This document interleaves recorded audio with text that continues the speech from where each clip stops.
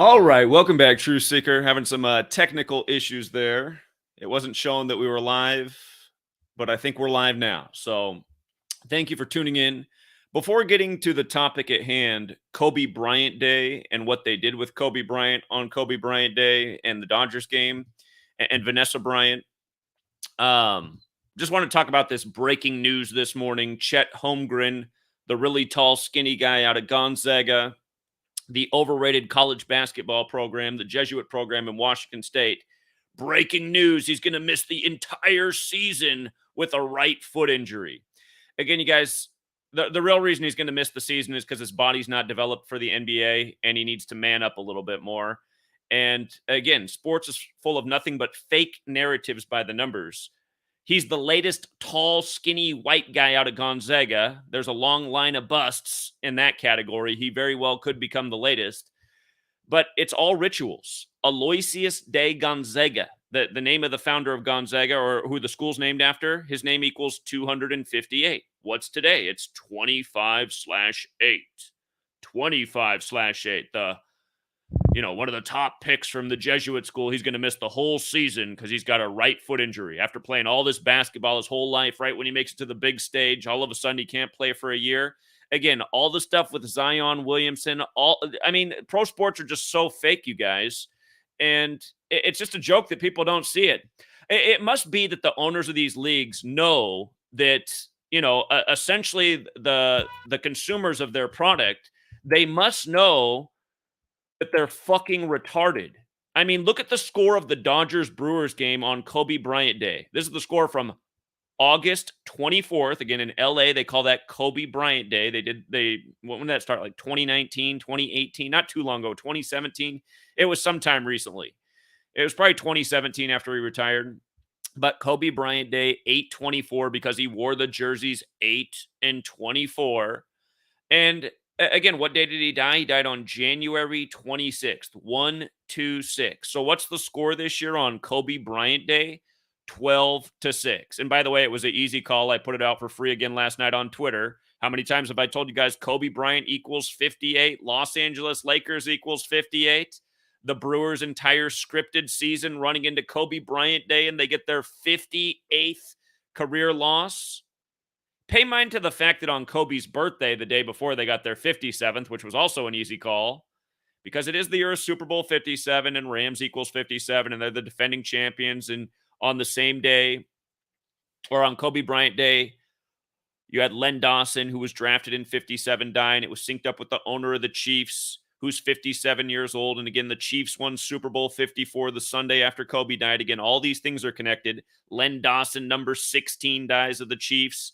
Vanessa Bryant gets $16 million on Kobe Bryant Day. CNN says coincidentally, treating people like they're fucking retarded. And seemingly they are. And this is what I've been pointing out since I was 7 years old, to be perfectly honest. It was 7 when I started to worry that all the people around me were dumb. And now I'm nearly 40. And all I've seen since then is more and more evidence for the case that that is what's going on in the world we live in. People somehow have been dumbed down to an impossibility. But let's look at the full box score of the Dodgers-Brewers game to just see how deep the mockery was. Again, Gematria, you got to know it. Forwards and backwards. Forwards and backwards. How many times I've given you the same lesson on Kobe Bryant? Let's just write out his name. Let's write out his name and look at the 4 values. Kobe Bryant, 113. Huge number with the NBA and all of its rigged rituals. Kobe Bryant, 41. Dead at age 41 on the Pope's 41st day of his age. Run the alphabetic order in reverse. Kobe Bryant, 157. Kobe Bryant dead on his 157th day, being 41 years old. Kobe Bryant, 58. The number that connects with Los Angeles Lakers. It connects with LeBron and King James, who passed Kobe in points scored in his hometown the day before he died. Anyway, notice the 41-58 because, again, the Brewers got the 58th loss, but what was the score in the first inning? Oh, the Dodgers took a 4-1 lead in the first inning on Kobe Bryant Day, who died at 41, or did he? Again, these things we can't know for sure, unless you are the person who knows for sure, who's been around Kobe since his reported crash. But again, I highly assume that Kobe Bryant watched yesterday's game. I'm pretty sure that he's alive and well because, again, the news is nothing but bullshit. It's lying to you every day. The game is rigged. The rituals are planned. Death sells. Kobe could be making way more money in death than he ever made in life. There's been a lot of products marketed with his name. But then look what happens. In the third inning, both teams score 1 run in the third inning. Think about it. LA, again, forwards and backwards, right? LA, forwards is 13. In reverse, it's 41. Kobe dead at 41. His daughter Gianna dead at 13. Okay. And by the way, let's not forget Kobe Bean Bryant, 54 in the most pure.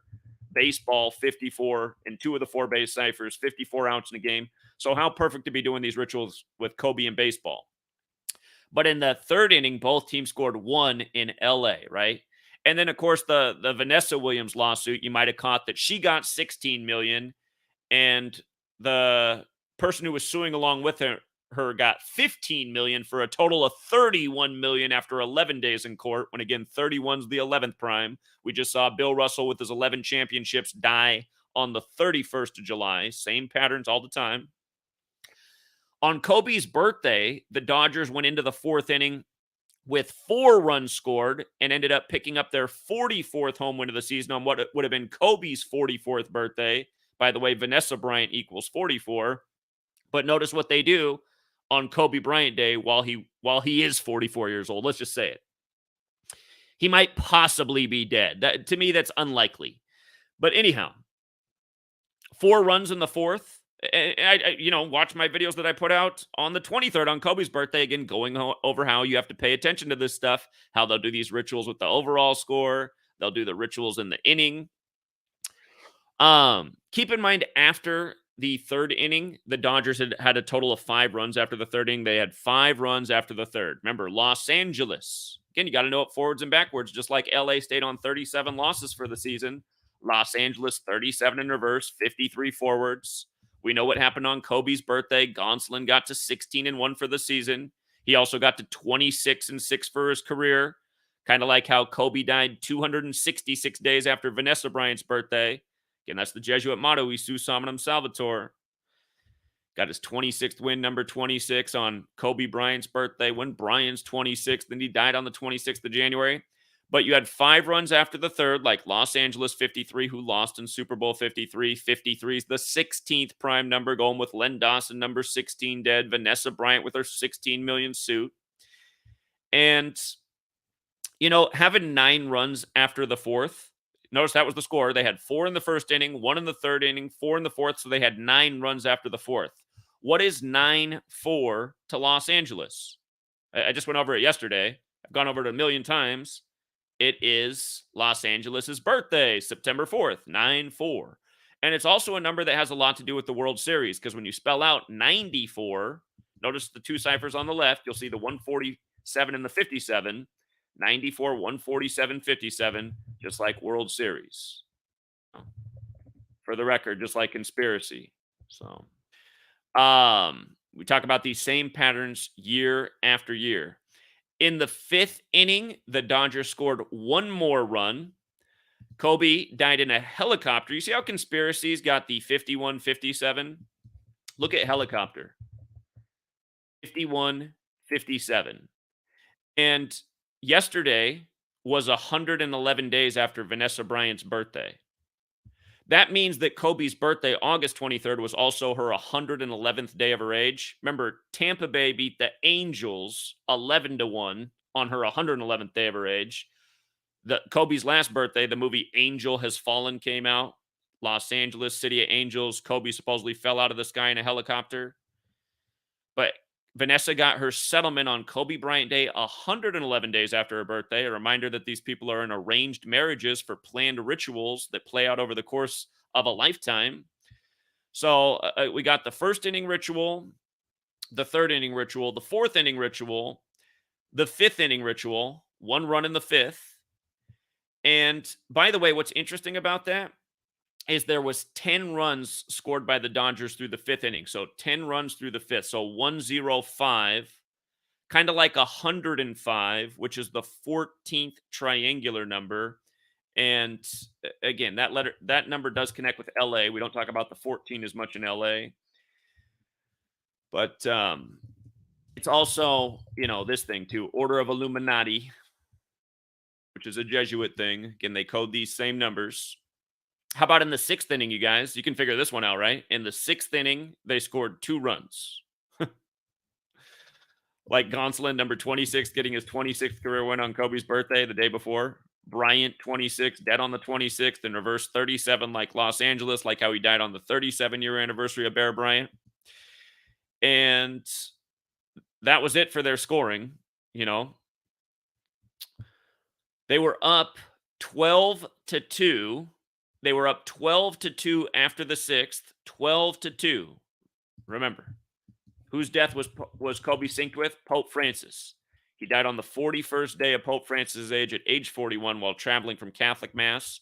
Pope Francis 122, up 12-2 after the 6th inning. Remember the Jesuit motto, "Isus hominum salvator." You got to know it. It's the 122. The game before Kobe's birthday, Gonsolin became 26-6 as the Dodgers picked up their 85th win of the season. And then yesterday, they got the 86th win. Remember, that number also had a lot to do with Kobe's death. He supposedly took off from John Wayne Airport, Hollywood, 86. His birthday came 8 months and 6 days after the Pope's birthday. Again, I still need to go back and read my chapter on his death because I remember there was a big 86 in the Comedy Central predictive programming and a few other things. But if you saw my video that I did yesterday on GematriaEffectNews 24, talking about all the 86 in the headlines, I showed where that fit in with Kobe. And then, of course, on my Twitter, I pointed out, this game didn't have a lot of value, but obviously the Brewers were going to pick up the 58th loss on Kobe Bryant Day, and the Dodgers would get the 86th win, staying on 37 losses. These are all the same numbers in his death, And notice the Dodgers did it on 13 hits. 13 hits in LA, right? Kobe dead at 41, the 13th prime. Gianna dead at 13. 13 hits to 9, and it was 139 days after the MLB season began on April 7th. And hold on, I got to look this up. Somebody left a comment this morning. Somebody said that there was some special thing that happened with 24 yesterday in baseball. Let me get this for you. We got to look this up to see if it's true.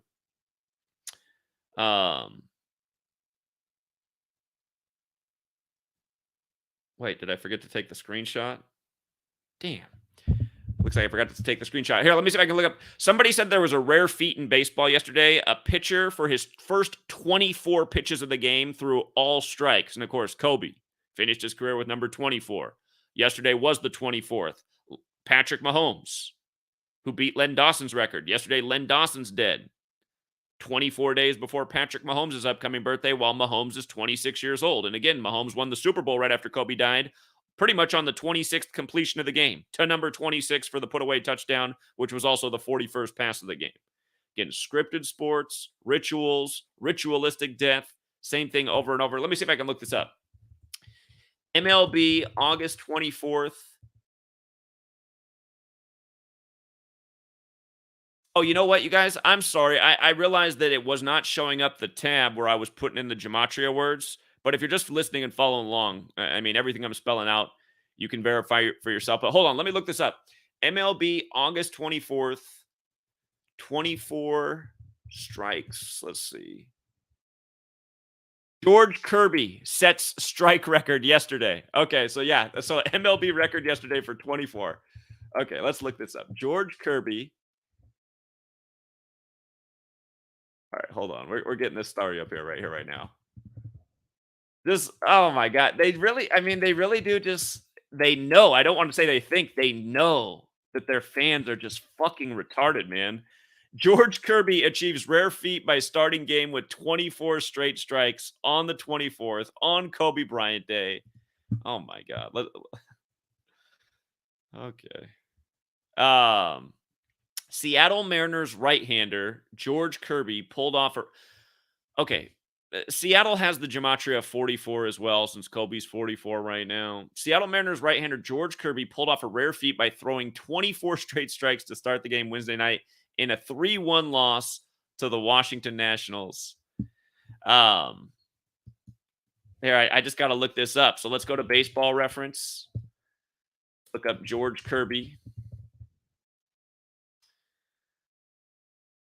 Okay. So today's 202 days after his birthday. So yesterday was 201 days after his birthday. How about that? How about that, first of all? 201 days after his birthday. His birthday is the 35th day of the year. I know yesterday I taught you guys about 35 and the eye and the sun and the heliocentric model in 201. It's funny how you just learn these lessons and just pay attention day after day, how they just stack up. But okay, so he set an MLB record 201 days after his birthday. Don't forget this MLB season began on April 7th, Beer Day, and the last game of the day ended with a walk-off home run by Beers, the player Beers, 201 days after his own birthday. Don't forget Kobe's death ritual was all about 201, synced up with Mr. 201 himself, the Pope.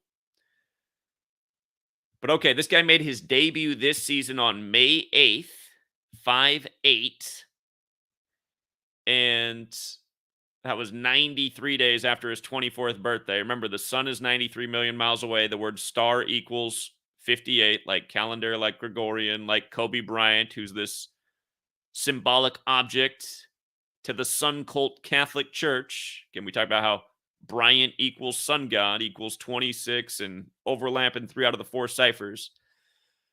But here, let's check out all this real quick. So he had this accomplishment of record 24 strikes on the first 24 pitches. I just got to see from his debut to yesterday, Kobe Bryant Day, the day he did this. 108 days, perfect, because Major League equals 108. There's 108 double stitches on a baseball. Remember, sun worship equals 108. It equals 54. All the numbers coded into baseball equal sun worship. And it's the sport that's played in the spring and the summer, the sun months, and concludes when the sun starts to go down in the fall. But again, sports are scripted, you guys, and a Major League Baseball player should be able to throw 24 straight strikes. I can guarantee you when I was 10 years old, I could throw 24 straight strikes. I mean, it's different when you're facing Major League hitting. You don't always want to throw a strike because then you become predictable. But just understand, it's all ritual. All this stuff is ritual. Pay attention to how many no-hitters there are in baseball now compared to what there used to be. There's so many. And you watch the highlights and you're like, okay, look at the batters in this. Look at the batters in this highlight reel. Does it even look like they're trying to hit the ball? I mean, part of the reason they're able to take advantage of the spectators is because they don't know how to play the games. They don't have any experience playing the games. They're not very good at the game, so they're wowed by these professional athletes. But again, you learn how to play and you actually know the game and you pay attention. You're like, this doesn't even look real at all. Nice defense. Why would you do that? How can you be in Major League Baseball and the whole team shifted their defense to one side of the field and you don't know how to hit the ball to the other side? How are you in Major League Baseball? And you guys, I know that they finally ended the shift rule this season, but my dad finally woke up to sports being rigged because he knows how to play baseball really well. And he realized it just didn't make any sense with the new shift thing. He's like, this doesn't make any sense. And again, everybody should have the exact same thought, whoever followed baseball. But anyway, 201 days after his birthday, strike record, big 24. And here, let's actually go back and look at what happened to the Mariners game. Let's see if there was any more with why they did this with the Mariners. Seattle, also on the West Coast.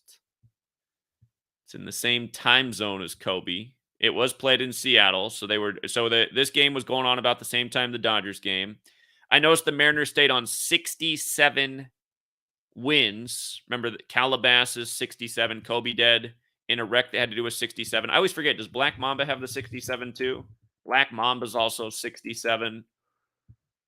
Seattle's up on the 122nd Meridian West, that satanic number like Kobe's January 22nd, 122-point Laker game where he scored 81. By the way, there's a channel that did a really awesome video going back through Kobe's career. His whole career was 81. I got to go back and find that video and share it with you guys. But I mean, and like I just said, the whole ritual on Kobe's birthday was 81 days before the Superior General's birthday. Kobe Bean Bryant, 81. You got the 2 Washington teams, Washington Nationals and Washington State.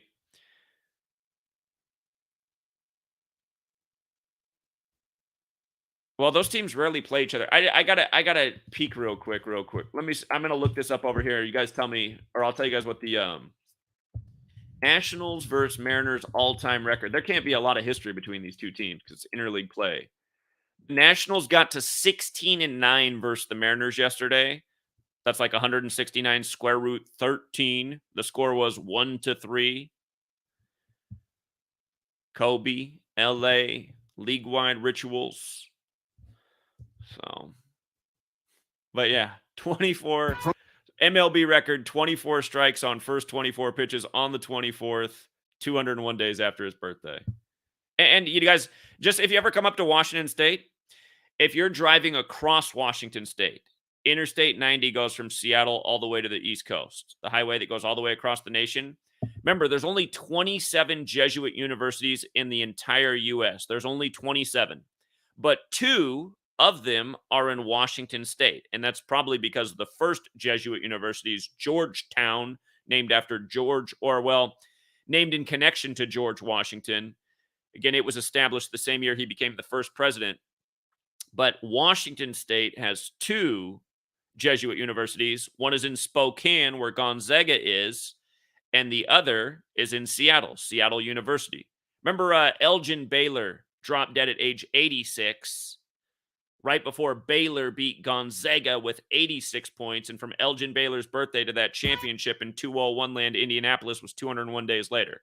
Again, the last 2 championships in Indianapolis for college basketball and football, Georgia over Alabama last year, both had everything to do with 201 in the one city in America that equals 201, which is Indianapolis. But the point I'm making is if you drive from Seattle to Spokane on Interstate 90, when you're heading west from Spokane to Seattle, Spokane's on the very east side of Washington State. It's almost to Idaho. And then Seattle's on the west side by Puget Sound. But if you're driving on Interstate 90, you'll see the sign. It'll say 201 miles to Seattle. And then if you're driving from Seattle to Spokane, you'll see the sign. It says 201 miles to Spokane. And you know how I just started with the Chet Holmgren breaking news, the Gonzaga product? Again, forwards and backwards, right? Forwards and backwards. Aloysius A. Gonzaga. Well, I guess I got to... All right, hold on. Let me pull up the calculator. Aloysius A. Gonzaga, 201 forwards, 258 in reverse. Today's 25/8. The Gonzaga product's going to miss the year so his body can develop. But again, the Jesuits in 201. Not a coincidence, you guys. They got it on the road signs. They got it in your history books. They got it in your nightly news. They got it in your rig sports rituals. And, you know, even though we continue to answer the same questions, why they do it, because of Kabbalah, because they're into things like Pythagorean,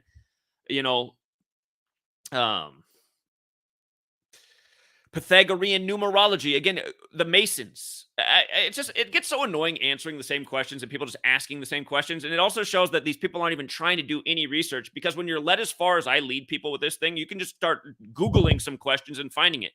DC, the capital of this nation, the Masonic temple has it etched all over the building. All is number. Say it out loud. All is number. And then stop asking me why the people who founded this nation do everything in numerical rituals. All is number. What do you think that means? All. Do we know the definition of all? ALL. Is that a new word here? Here, let me look it up real quick. All definition. Let's look it up.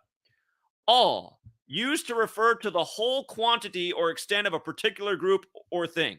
All is number.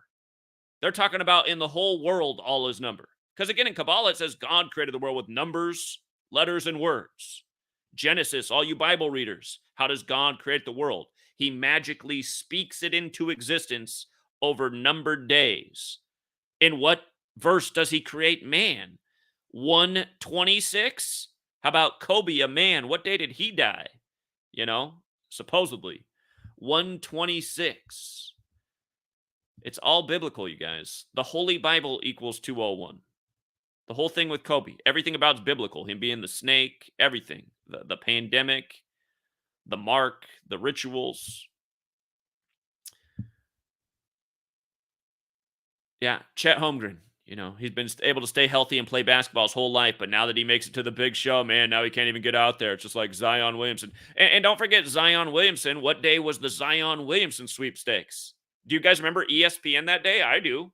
All day on ESPN, it was nothing but Jewish rabbis from every city in the NBA. This is what ESPN did all day, if you guys didn't watch it.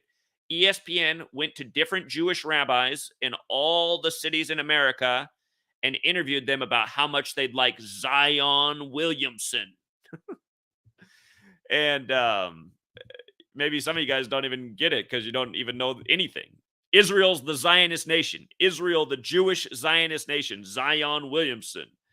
That's what's sad about America is like you can explain that far and people are like, well, I still don't get it. Here, let me show you something else about Zion Williamson. Zion Williamson. You see his name, Gematria? 191, 187, 79, also 74. Jewish is 74, right? The synagogue of Satan, 79. But notice how his name will be the exact same in 3 out of the 4 ciphers with Society of Jesus. Now, who runs the Zionist nation of Israel? The Society of Jesus does. That's why it has the Jesuit numbers all over it. And who are the Jesuits? The Catholic Jewish Alliance. So what test tube do you think Zion Williamson was born in? What test tube do you think Chet Holmgren was born in? What test tube do you think LeBron was born in, born 201 days after the 1984 NBA Finals? Again, these people aren't like you and I. And I'm not saying they're necessarily born in test tubes, but they're definitely the products of breeding, ritualistic breeding to raise overgrown men to play these sports, to entertain the American dreamers, a lot of which think that they're going to play real hard as kids and practice a lot and make it to the league, which is never going to happen because you're only making it to the league if you're born and bred to be. Somebody out there's going to be like, I know somebody who made it to the league. Okay, do you know, well, how much do you know about them? What, you went to high school with them? Doesn't mean you knew them. Again, I went to high school with the left tackle of the Tennessee Titans. He got 2 contracts for over $60 million in his NFL career. And to me, it's like I went to high school with him too. His name was, oh my God, what's wrong with me right now? Michael Roos. Michael Roos, the left tackle of the Titans for many years. In high school, he was a basketball player, but for his senior year, he played tight end, and then he played at Eastern Washington and got hooked up with a football scholarship. And then he became the left tackle of the Titans and made several $100 million. But again, just because I went to high school with him doesn't mean I knew him that well, And all I can tell you about that guy is he was the only guy in high school who was from Estonia, and he was the only guy who wore a pair of khakis every single day and a white button, 3-button t-shirt with a collar every single day. Michael Roos in his khakis and his button-up shirt. Looking clean and nice, friendly guy, big giant every day. It's like, who dresses like that? Pleated khakis, white shirt, big gentle giant from Estonia. Yeah, he might have been going to high school with us, but he wasn't like the rest of us. None of us were from Estonia. None of us dressed up in a khakis and a white shirt every single day and then went on to make $100 million in pro sports. Again, they might put these people in our schools, but still, he wasn't even from America. So they probably would have had him play at Gonzaga if they had a football program. So Gonzaga and Eastern Washington are right by each other. So. But yeah, you guys, I mean, it's embarrassing, man. It's embarrassing. It's embarrassing being an American. People with big flags and proud to be a member of this country. And it's like, how can you be proud to be a member of this country? This country's treated you like you were stupid from the day you were born. As time gets on, they treat you like you're dumber and dumber. And I mean, it's just shit like this. I mean, this is a huge mocking. This is a huge fuck you to all the people that went to the game and they know they can get away with it,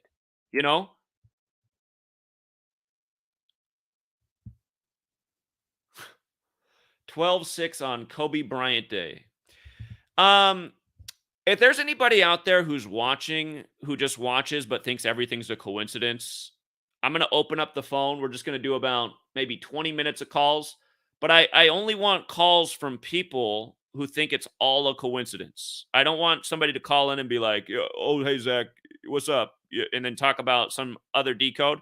That's not what I want to talk about. And that might be what happened. And it's going to annoy me. And I'll just hang up the phone early and we'll just stop the calls. All I want to hear from are the people that think all this shit's a coincidence, that, again, I mean, here, everyone's like, where's your Twitter post about them picking up the 58th loss before the game's played? I mean, if you even have to question me on if I posted that, you're lost. I have a book on Kobe Bryant in 41 and 58, and I talked about it yesterday and the day before that. And here, where's the Twitter post? Blah, blah, blah. I have a lot of posts on Twitter right here. Kobe Bryant equals 58. Los Angeles Lakers equals 58. Let's see what happens on Kobe Bryant Day with a screenshot of this. You know, what do you think I'm implying here with this? You know what I mean? Of course, 4-1 in the first inning, man. And look at Twitter with their fake fucking stats. 41 likes, I'm sure. Fuck you, Twitter. But by the way, you remember when the Eagles won the Super Bowl? Remember how we called that in week 3, Eagles Patriots Super Bowl, like how we call pretty much all the championships way before they happen? But I was showing you guys how Kobe Bryant was synced up with all those rituals and how Kobe being Bryant equals fly, which is a big number in Philly. But remember when the Eagles beat the Patriots in the Super Bowl, you remember how many points they scored? 41. 41. Like Super Bowl equals 41, like Kobe Bryant equals 41. And you know what? I had to go back and look. When they won that Super Bowl, it was February 4th, 2018. That was exactly 103 weeks before Kobe died. And that's interesting because we keep talking about 41, 103 in championship-related rituals. The Warriors, Kobe's father's team, just won the NBA Finals, and they won it with 103 points on the anniversary of the Ultimate Warrior's death. Ultimate Warrior equals 103. And, of course, Golden State equals 41. Like Kobe retired 41 years after his dad was drafted to the Warriors. But remember, when the Warriors beat the Celtics earlier this year on Pope Francis's birthday, before they won the finals, they became 10-3 on the road as well, right? And then when the Warriors lost to LeBron when he was on the Cavs, that was in the 103rd Cavs game of the season. And 103 is the 27th prime, and LeBron scored 27. Then Nate Thurman died 27 days later. His number retired with the Warriors and the Cavs. And before that game where LeBron won on the real King James's birthday, Anton Yelchin, the actor, died, whose birth numerology was 103, and he was 27 years old. And then LeBron, after he won the finals, he was wearing the Ultimate Warrior t-shirt. And again, Curry and LeBron born in the same hospital in Akron, Ohio. Then LeBron goes to the Lakers. 103, it is the 27th prime, but in numerology, 103 is also a lot like the number 13 because 0 in the middle of the number can be a null value. So 103 is like 1-3.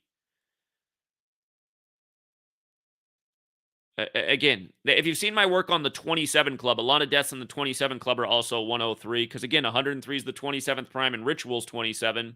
But isn't it interesting that from the Eagles winning that Super Bowl with 41 to Kobe from Philadelphia dying at 41 on the Pope's 41st day of his age 103 weeks later?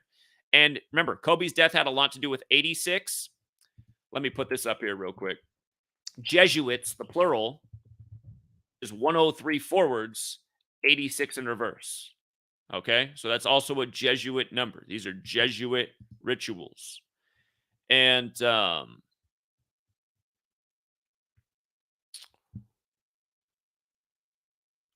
yeah, I got to think more about that because I'd actually never measured that before. But I was like, you know what? The way it's all connected, I should go back and look at how the Eagles and Kobe's death was. And I said, okay, 103 weeks. So anyway, you guys, you learn this knowledge. You can take advantage of the rigging every single day. But again, some rituals are a lot easier than others. And just remember, you know, Kobe Bryant Day, it's going to be a thing for probably for all of your lifetime. So it's probably going to be something that you can take advantage of annually. And then you just figure out those other sweet rituals that they do each year, like when Jordan's birthday rolls around and other star players. It's just you see through the script. And yeah, in case you missed the Vanessa Bryant, she got 16 million. The guy with the CC initials got 15 million for a total of 31 million. Again, after 11 days, 31's the 11th prime. Bill Russell, the 11-time champion, dead on the 31st of July, the last day of the Jesuitic Nation year. But again, Los Angeles is 53, the 16th prime. The Jesuits have existed since the 16th century. The abbreviate if you ever see somebody's name with the letters SJ next to it, like sometimes you'll see that even in an article and it's not defined. You're like, what's with that SJ next to their name? That's something Jesuits do. That means they're a Jesuit if there's a SJ next to their name. And those letters in Gematria, SJ equals 16, by the way. But again, Vanessa gets the 16 million. It should be a reminder of Super Bowl 53, where only 16 points were scored. The score was 13-3. Brady beat LA, Patriots in Los Angeles 53. And remember when Kobe died, again, it was 266 days after Vanessa's birthday. On his birthday, Gonsolin became 26-6. Jesus Hominum Salvator 266 were in the time of the 266th Pope, the first Jesuit. It was also 38 weeks after her birthday. That's what 266 days is, like death. And again, she's born May 5, 111 days after her birthday. You know, pay mind that next year she's going to turn 41. That'll be interesting. But 111 days after her birthday, like helicopter. Just in case earlier, I might not have had the calculator up there, just so you can see. Helicopter, 111. She gets the ruling for the helicopter photos being shown on Kobe Bryant Day 111 days after her birthday. You know.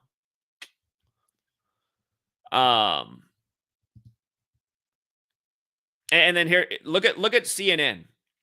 Oh, shit, I meant to do this yesterday, and I ran out of time. We'll do it live right now.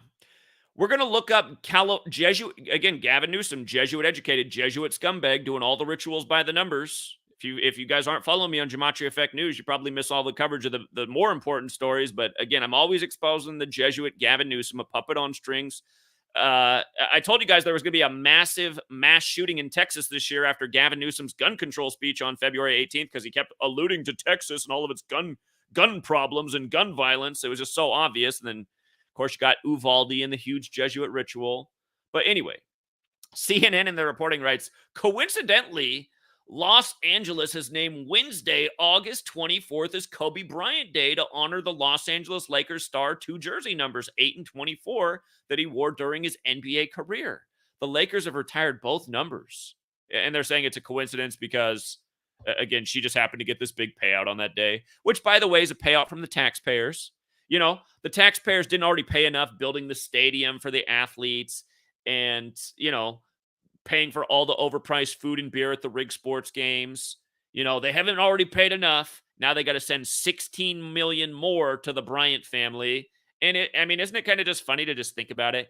How all the essentially peons, what word do you want to use them? Proles, George Orwell's word for people, proles, peons, lemmings, essentially what American people are. I don't think that any of these are the wrong term to describe Americans. You know, losers, the piss on people, again, who worship these clowns like Kobe Bryant.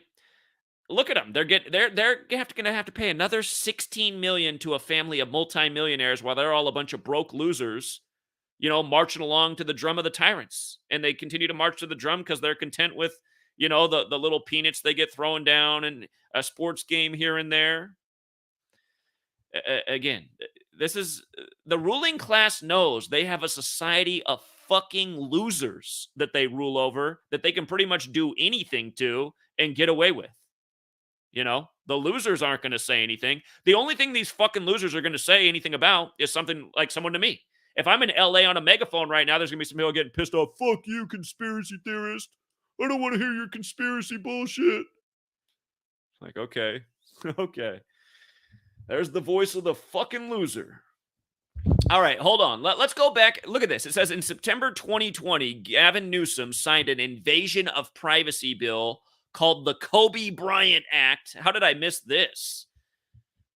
That's about when my book was coming out in 2020. I didn't realize this all this time. Somehow I missed this. That makes it illegal for first responders to share photos of a dead person at a crime scene. Wonder if that helps out with the covering up of all the false flag bullshit that they report in the news that's fake as fuck. Of course it does. For any purpose other than official law enforcement purpose. Okay. Oh, yeah, because law enforcement, they're the ones we should trust. Isn't that? Just think about that, actually. Wait a minute. The whole story was that the law enforcement was the one leaking the photos. Let me read that again. He signed an invasion of privacy bill called the Kobe Bryant Act that makes it illegal for first responders to share photos of a dead person at a crime scene for any purpose other than official law enforcement purposes. We got to find out when this was, though. I'm going to die if I find out that this was on September 27th, the day the Jesuits are recognized by Rome. I'm going to die on camera. Let's see.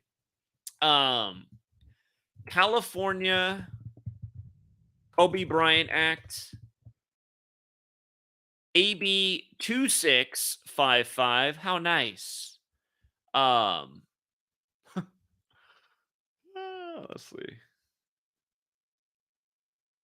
All right, so here's a story about it from September 29th. So it was close to then. That's the day leaving 93 days left in the year. It might have been September 29th. It looks like so all the headlines first broke on September 29th. That's an interesting day as well. Didn't Kevin Durant just make a big signing with the Nets on Kobe Bryant's birthday? Remember, his birthday is 9/29. In Jewish gematria, United States of America equals 929. That's how many chapters are in the Old Testament. That Jewish Catholic thing. Let's see if this was the day he signed it. Dude, nobody wants to pay for your guys' bullshit ass reporting. Let's try this one. Page 6. California, spurred by alleged photos of Kobe Bryant crash site, enacted. Let's see. I love that it's AB 26. Just more mockery. You know what? What happens if you add 26 and 55 together? It's 81, isn't it? Like Kobe Bean Bryant, 81. Like his career high 81 in his 666th game. By the way, helicopter is 666 in Sumerian gematria. Multiplying the alphabetic order times 6. Newsom signed AB 2655, set to prohibit first responders from taking photographs of deceased, blah, blah, blah. What day did he sign it? Well, all the news definitely broke September 29th, but I want to find an article where it says what day he signed it so I can confirm that was the day of the signing. Gavin Newsom on Monday approved legislation prompted by the helicopter crash. Okay, so let me see if Monday, I'm going to check if Monday was September 29th, 2020. I also want to measure. Let's see.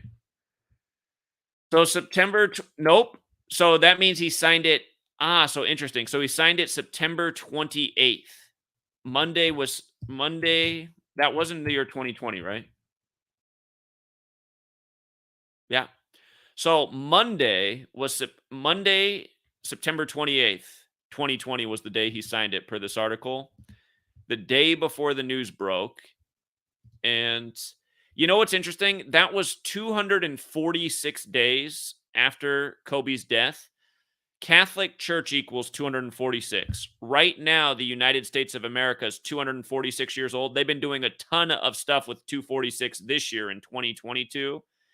And the rituals this year are more blatant on Kobe Bryant Day than they were a year ago. It might be because it's his 44th birthday. Again, that's the number connected to death and killing. But I noticed it's also 8 months and 2 days after his death. Remember, Bryant equals 82 like 82 games in the NBA season. And I'm trying to remember what day the Lakers won the finals in 2020. What day was Father-Daughter Day? Gavin Newsom's birthday is October 10th. But that was what, so he signed it one day after the Jesuit recognition day. Again, the Jesuits are recognized in history by Rome, September 27th, 1540. That's the day leaving 95 days left in the year. Like the Jesuits' original purpose was to counter the 95 theses. Los Angeles Lakers also equals 95. So yeah, the 246 days later fits in with the Catholic Church Jesuit theme. Again, Kobe was traveling from Catholic Church. Gavin Newsom's a Catholic Jesuit. I believe his wife is Gavin Newsom's wife Jewish, if I'm not mistaken. I think Newsom's even a Jewish name. Again, the Jesuits are Catholic and Jewish, so um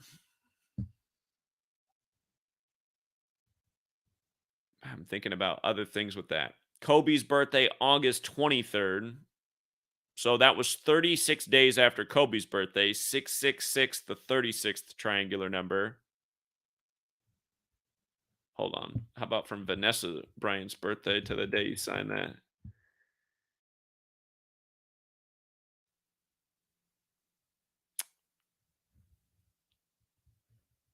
Hold on.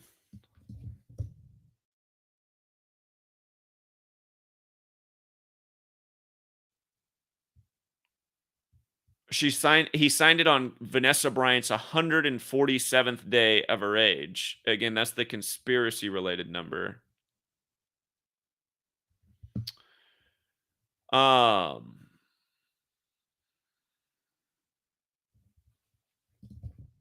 I just got to see. There must be, let's see, September 28th.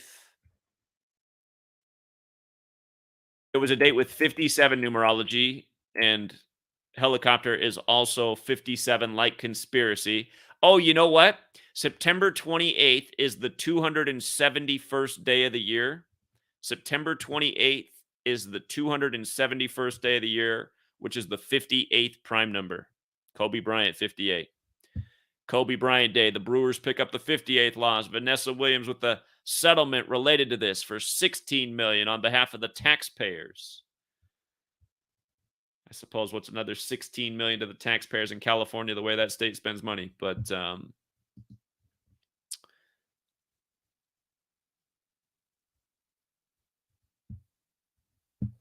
here, out of curiosity, from the date that law came out to the day she gets her settlement, let's also check that out. August 24th, 2022.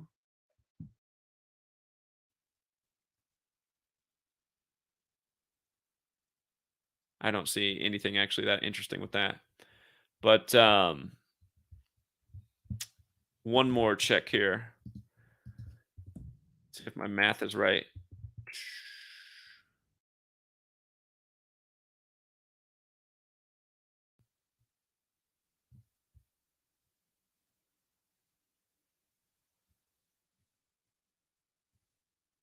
Huh.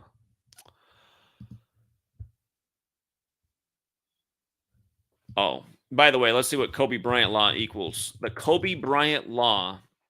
Kobe Bryant law has gematria. It's interesting. It has the same gematria as skull and bones in 3 out of 4 ciphers. 149, the 35th prime, 202, and 76.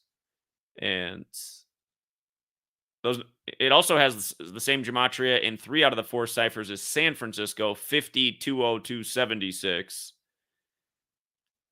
Again, his dad played for the Warriors. Gavin Newsom was the mayor of San Francisco.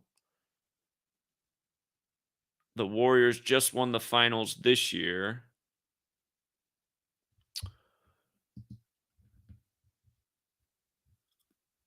Okay. Well, that's everything that stands out to me right now, but we'll think about that some more. I never seen anyone mention that before. And I missed that this whole time that they made a law for Kobe Bryant after the crash. Hmm.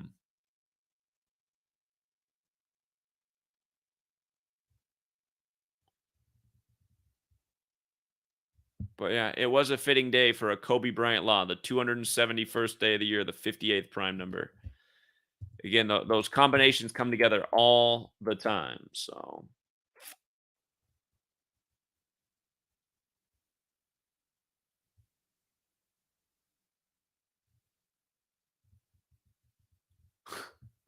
it's just amazing how people tune in to listen to these idiots talk bullshit every day. Like, how can you listen to Stephen A. Smith? The guy's wrong about almost everything. Legitimizes the obvious bullshit day after day.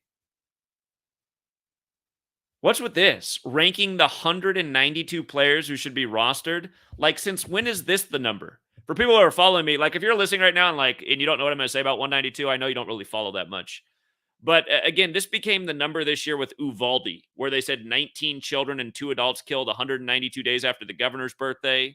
And then right after that, right after that, you might recall that one of the first sports thing related to Uvalde shooting was Gabe Kapler, who's now the manager of the San Francisco Giants. But he came out and he said, see how his name is 192, Gabe Kapler, and so is San Francisco Giants. But he came out right away and he said he wasn't going to do the national anthem anymore until we did something about gun control after Uvalde. But this number's been showing up a lot now ever since Uvalde. And now it's like even on the front page of ESPN, the 192 players who should be rostered. You know, what are they going to do? Be walking out for assault weapons bans? Assault weapons also equals 192. And remember, that's what they said they wanted it after that. The number probably has another meaning. And by the way, if you guys are ever looking for like what potential meaning of numbers are, the way this website works, if you go here and just type in a number, you can get rid of ciphers too. Like it probably wouldn't be in a reduction cipher. But if you just type in 192 and just keep the two ordinal ciphers forwards and backwards and then click match, it'll give you what's in the database. It'll give you what's in the database. And the way it sorts it is based on what's been entered in the most. And you'll always see sports teams at the top because most people use this website for decoding sports.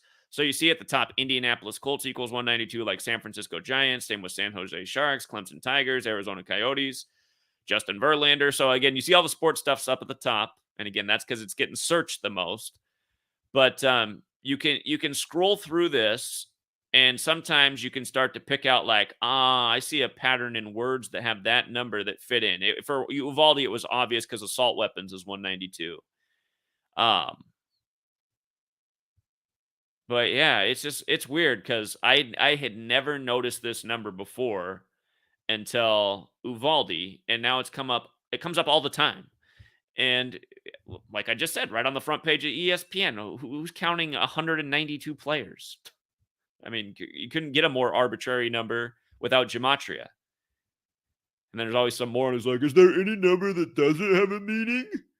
Hey, for that moron, the numbers are the language, moron. If you're not getting that yet, again, if the number fits the ritual, then that's what you need to understand. I don't know why every moron lemming brain is like trying to ask the same dumb questions that are like, I guess it's because they're dumb lemmings. But questions like that don't make sense. They don't make sense. It shows that you're not grasping anything. Are any numbers that don't? It seems like every number has a meaning. Yeah, it does to these people. They've assigned meaning to numbers. So, I don't even know who's typing in shit like Pentagon birthmark, but unless there's a story out there about a Pentagon birthmark, but sometimes I'm just like, who the hell typed that in? So, anyway, they're going somewhere. There he is, Gabe Kapler. First guy to take a stand after Uvalde.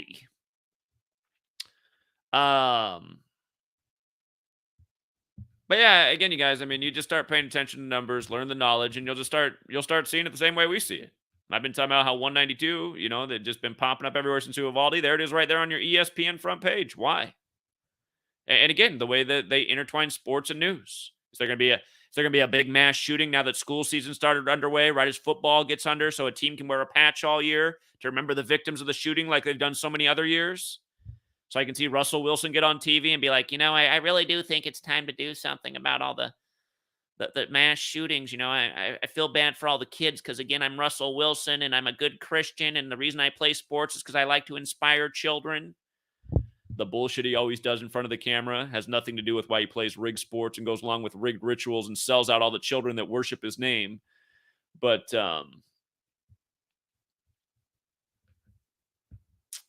yeah. Anyway, you guys, you start paying attention, you'll see. It's all rigged. Every last news story, every last sports game that you can bet on, it's rigged. Don't be the next morning to be like, oh, is my son's YMCA game rigged too? No, moron, because there's no money on that game and nobody gives a shit about it besides the parents. And that's the thing too about the dumb lemmings as well. It's just like, why would you even ask that question? Are you fucking retarded? Oh, never mind. I already know the answer. So, same college football teams every year at the top of the pile. How many more years we got to call college and pro championships before the season start, before people finally get it, But Zach, last year you only called Georgia over Alabama before the Week 2 game. Okay. By the way, again, if you guys haven't learned, Cliff Notes, learn Gematria, learn your prime number relationships, pay attention to how things line up with the Pope and the Superior General. You start doing that, you'll start seeing the outcomes before they happen. And again, pay attention to those Jesuits too, because their faces are everywhere, like Chet Holmgren going out on the perfect day in tribute to the university he played at. So, all right. I think we'll leave it there for now, True Seeker. Again, we did miss TFR last night, but I did see that if you missed Rambo, he did put up a post. Rambo's got a new post up, the Hanged Man, the Hillsborough Stadium disaster, Freemason involvement, acknowledged Robin Hood and Donald Trump. And Rambo likes to talk about the Hillsborough disaster. We've talked about it many times over the years, but he's now getting the Hangman thing, so he's going back and he's incorporating that.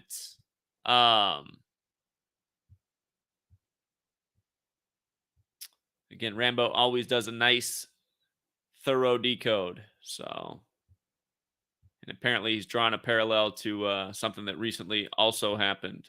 So,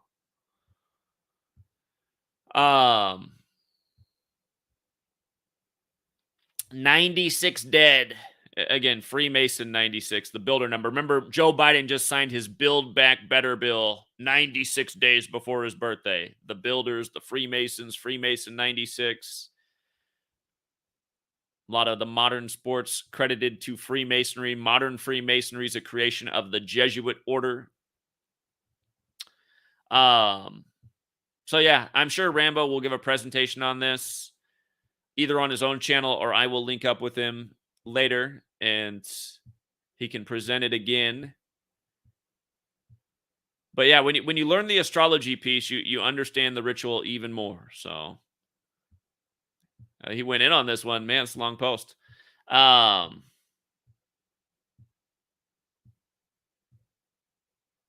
If you guys don't know this, remember back in the 90s when guys were wearing one pant leg up? Again, that stuff leaked from Freemasonry because that's all part of the Masonic initiation ritual, getting those first 3 degrees. Let's see.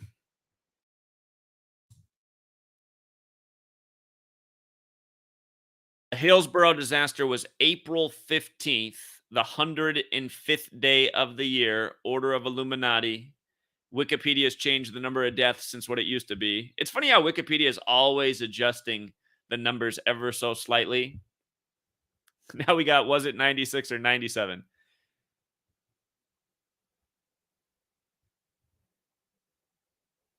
Oh my God. So that's how it went from 96 to 97. In July 2021, they're saying that somebody who was injured back in 89 died 32 years later.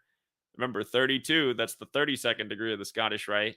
32 goes into 96 3 times.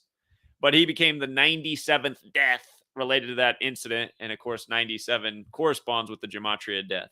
Like Notorious equals 97, like Notorious B.I.G. in 97. Like DMX and Black Rob dead 24 years after 24 hours to live. You guys know when I subscribed to this guy. He only has like 20 subscribers, but I subscribed to him because I met him on the streets of Buffalo when I was pounding pavement. And it's actually a surprise that he has no subscribers because he's pretty well spoken. And you think more people would be into his topics as he's talking about hip hop music and, you know, going back over new music, old music. I don't know why he doesn't have a following, but I met him out on the streets of Buffalo. And what was funny is I was talking to somebody else about the ritual that took place there. And he walked up to me. He's like, man, we don't need this conspiracy shit here right now. And I wasn't even talking to him. But then I looked at him. I said, this isn't conspiracy shit. This is conspiracy of what happened here, which has happened in a lot of places. And listen from the beginning. And then he goes, he was listening and he goes, and then he pulled out his phone. He's like, hold on, man. He's like, I'm a vlogger. He's like, I got to put this out on my channel. So he went from conspiracy bullshit to when I rewound and explained it to him from the beginning and he didn't just drop in here in mid-sentence, then he totally got it. But it's funny. He gets like no comments and no views, but I'm one of the only people that ever leaves a comment for his channel. But just yesterday, he was talking about the song 24 Hours to Live on Mace's album. And I had to drop in the comment. I said, "Hey, did you notice that Black Rob and DMX both died 24 years after that song came out?" So again, you guys, if you learn how to share this knowledge right, you can really actually wake people up and you can win your arguments. And if you watched me in Buffalo, again, on the Gematria Effect News channels, I was streaming for a week in Buffalo after the top shooting, showing them how it was synced up with the Bills season, which everything I taught about then has become undeniably true since then. I went there and showed how it was a 63 ritual. And then weeks later, after I'd left Buffalo, they're opening up the stores 63 weeks later before, or not 63 weeks, but 63 days later. Again, before the Bills' 63rd season, while the mayor's 63, while Kathy Hochul from Buffalo's 63, while in Gematria, Buffalo and racism equals 63. Anyway, you learn this knowledge and you present it the way I do, you'll win your debates and you'll start waking up people. I know a lot of people are retarded and hard-headed, but when I'm out on the streets talking to people in person, I'm not running into many people that are denying what I'm saying. I'm running into a lot of people who are being persuaded and asking, where can I look up more of this? Where can I learn more about this? You know, when I was in Buffalo, there was only a few people that I could not break through. Two had that militant black attitude, like we don't want a white boy in our neighborhood, and I get that. I understand where that comes from, and all these interactions were captured on camera. If you guys didn't watch it, by the way, I mean I probably had to wait 40 minutes before some Hebrew Israelites let me actually talk to them. They kept calling me white devil and white demon, but then when I talked to them, then they became intrigued by what I was saying, and then they liked me, and then they wanted to talk, and then I ended up spending a lot of time talking to them throughout the week, all throughout the week. I went from white devil, white demon to, oh, wow, you're interesting. You know some things. Actually, maybe you're one of us, you know? Again, this knowledge can wake people up. It can build bridges. But like I said, in Buffalo, there was only about 3 people that I wasn't able to have a good interaction with. 2 of them, it's because they weren't going to talk to anybody who was white. And then the other person was an old woman who's probably used to raising children, because we know what goes on in black communities and how many people are raised by grandma. But she wasn't going to listen to a younger man, and she wasn't going to listen to a younger white man, because she was only there to mourn and connect with Jesus and pray out loud in front of everybody so that this doesn't happen again. And what she represented is why, again, well, she represented a lot of things, really, but religion, religion, the word that has to do with like redo, do over, retard, stunted. It doesn't start with by accident. It's meant to keep you stuck where you are, making no progress, being part of the problem. Religion is an evil thing. Every religion is evil. Every religion is false. Every religion is bullshit. Every religion is the bedrock of what's wrong with this world. You start with every problem in the world, it all starts with religion. Every single one. That's not an exaggeration. That's 1,000% factual statement. Every single problem starts with religion. Because again, what is religion? It's believing. So it's a low function of the mind to believe. Believing is not what God gave us our minds to do, to just believe what authority told us. False. That's what a lemming loser does. That's what a majority of Americans do. That's why it's a society of lemming losers. A society that's based in religion is America. It does have freedom of religion and separation of church and state, but it's ultimately based in religion, this nation. And again, religion. It makes people believe and not think. It makes people believe bullshit. It makes people stick themselves in groups based on bullshit. Here was a woman who was shouting me down in the streets of Buffalo, telling me to shut up. You know, I only had a few bad interactions, and she was probably the worst one. The religious lady from the church who thought she ran the community because she's the woman that's probably raised so many children, and she's out there, you know, like she's the only one who can connect with God and knows what's going on, and didn't want to know anything about what I was trying to communicate with. And then she's trying to drown me out so that she can do her religious worshiping and singing, which is nothing but bullshit. And the reason this shit keeps going on. Again, it was the Society of Jesus that did what they did to the tops in Buffalo. It's the Society of Jesus that pulls off all these rituals all over the nation, from the rig sports to the mass shootings. The Society of Jesus runs this nation, has from day one. That's why their numbers are all over the creation of the nation from the beginning to the present. And here she is telling the person who came all the way across the nation with real information that actually exposes what's going on. So if people think instead of believe, they can start to shut down, you know, what's being done to them. Again, the only way you're going to overcome what's upon you is if you actually know what's going on and who's responsible. But what's this lady want to do? She wants to sing and pray to Jesus, a fictional character. It really Christianity. Again, Christians get mad, but again, the reason your guys' religion is the worst religion in the world is because it's a plagiarism of 1,000 religions that came before it, which is embarrassing. Again, you say, how can people be so dumb to not see, through all this shit? Again, how can you be so dumb to believe in the dumbest religion ever made that's a plagiarism of every religion on earth, that ever existed? The sun worship on 1225, which is credited to 1,000 different religions, all the pagan traditions. I mean, you got to be a moron. You got to be a moron to think Christianity is a legit religion. And again, I mean, when you're a moron and you don't see through the obvious, the next thing you don't see through the crumbling towers on 911, you don't see through the rigged elections, you don't see through 12-6 score on Kobe Bryant Day, who died on 126. You just don't see anything because you're just used to being this believing moron that's just trusting in authorities, going along with whatever's on the tube, and that's what America is. It all started with religion. It starts with religion and then slave school indoctrination and then TV programming. And pretty much these are the things that are the foundation of America. And a shit diet, that's the fourth staple in the idiocracy that is America. Religion, slave school, TV, shit diet. These four things make the society of morons that we have. And I mean, it's impossible to think that after 9 years of doing this and calling more futures, like the name Nostradamus should just be crossed out, scribble out Nostradamus. That's not really a name we need to know anymore. None of his predictions were very interesting anyway. It's like people are like, oh, Nostradamus. It's like, well, you look at a Nostradamus prediction, and you're like, it seems pretty loose to me. It doesn't really, Look at our predictions over the years. Dead on, from elections to news to sports. Dead on, calling the winners, the numbers that are going to be played, teaching you why. Again, everyone should know the name. Should be a household name. Everyone should know the resume. And they don't. You know why they don't? Because we live in an age where people don't want knowledge. They don't want knowledge. They want entertainment. They want beliefs. They want to believe Jesus is coming out of the sky to save them. Again, society of losers. There's no other way to put it. If your idea is that God is going to come save you from the problems and your responsibility is just to believe in this story and do nothing, that's proof that you're a loser. That's all that's proof of. You're gullible and you're a loser, So just want to make sure everything's crystal clear in this broadcast, that we're not misspeaking at all. I see Scotty Scheffler. R.I.P. to Dwayne Haskins.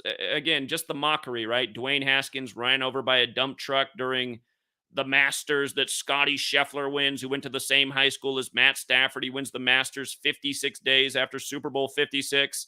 On the day of Super Bowl 56, he won the Waste Management Open, named after the garbage truck company.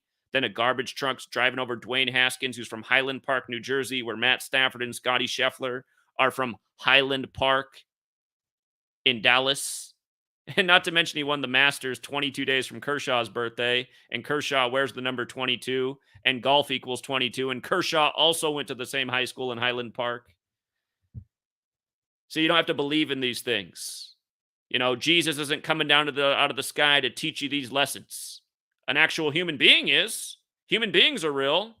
Religion's not, And look at all the morons that will come into my channel and slander my name in the name of Jesus. Zachary K. Hubbard's a shill, taking you away from the Creator. Don't listen to his work. It's bad for you. Just believe in Jesus. How many videos like that have been made about me? All of these people are fucking losers. Yeah, let's believe in Jesus, the fictional story for little kids right up there with the Easter Bunny and Santa Claus. And let's slander the guy who gave you the knowledge to break out of the matrix and the bullshit and put money in your pocket and change your life position. Yeah. You know who would give that kind of advice? A fucking loser. You're going to be wrong, Zach. I've done the calculation. Jesus is coming back on January, blah, blah, blah, 20. I can't tell you how many people have let me know what day Jesus is returning over the last 9 years. And so far, none of those dates have landed. Still haven't seen Jesus, And it's never going to happen either.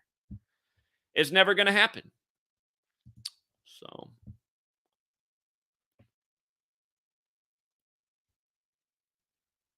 yeah. Okay, I did say I was going to take calls, but instead I ran it on for 40 more minutes. Shout out to Carrick Moses, who chipped in $2 on the super chat.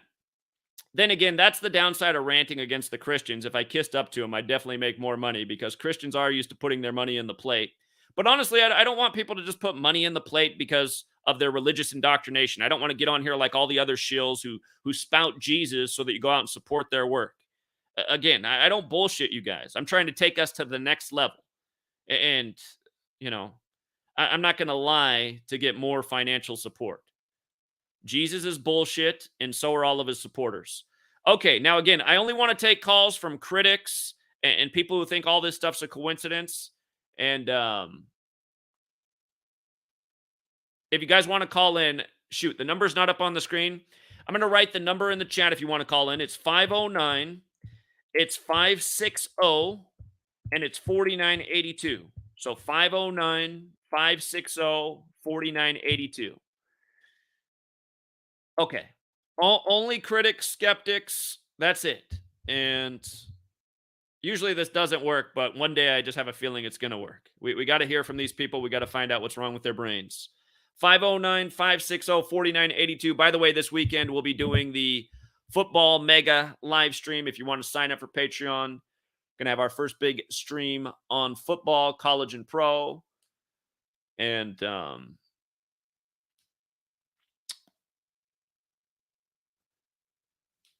exactly. If we just pack the pews and give the pastor all of our money, we'll go broke and then we won't have anything to worry about. By the way, when I was in Buffalo, there was like a white congregation that showed up in the empty lot across the street from the Tops, and they were talking about Jesus and how they need to support communities like this, and the news media was there filming it and filming the pastor and interviewing the pastor. And my guess is after they left for their news photo op, they never showed up and probably never did anything for the community. Hold on, let me take this call and then I'll tell you what ended up happening with this pastor when I talked to him. What's up, 941? Hey, how are you? I'm doing all right. How are you? How are you doing? Is everybody good this morning? I hope everybody's good. I'm calling in because I've followed your channel for a couple years, and I think everything that you say makes sense. And I'm a true crimer. I know that sounds horrible, and everybody's going to laugh and roll their eyes. You're a what? A true crimer. I don't know what that is. That means that I do my own investigations on missing people cases. Kylie Rodney was found. Did you see my work on her? Again, she disappeared on 8/6, human sacrifice, blood sacrifice 86, and then they confirm her. They confirm. I did my own research. Okay, well, here, I'll tell people about my research because I didn't ask for people to call in about their true crime research. But again, just so people know, that police confirm her body is lost on 23/8, and all the news stories on 23/8 encoded 86, just like they did the year before and the year before that. And it's the same shit every year. Yep. And Yep. So You're like, right. okay, so what do you want to tell me about? Tell me about the missing blonde girl's death. No, I'm sorry. I apologize. I never knew that you even followed that story. All right. Adios. I don't care about her call, honestly. I don't care about some person calling in with their decode about missing blonde girl. By the way, I do have a category called missing blonde girl on my blog because it's just stupid. Why do we only hear about missing blonde girls in the news? Million people go missing in the U.S. every year. The only time it ever breaks up the news is missing blonde girl. And yeah, sorry. I wasn't interested in the totally unrelated call to the show. I mean, like, don't you guys just assume that person's a troll? Why are you calling into my show about Kylie Rodney? That's not a topic. That's not what I asked for callers on. So, but yeah, I will tell you, same patterns every year. 86238, 86238. So, it's because of this right here, the thing on the dollar bill. It's all dollar bills. You're watching the news. You're generating ratings. You're helping them make more money off the advertisers. Apparently, missing blonde girl helps more people turn into the news. So,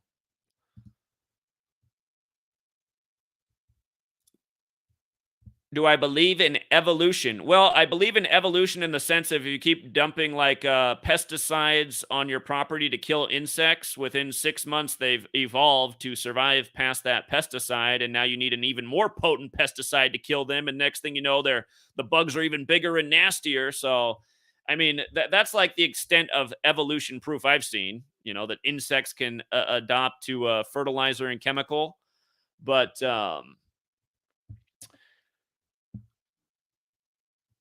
yeah. So again, Piltdown man.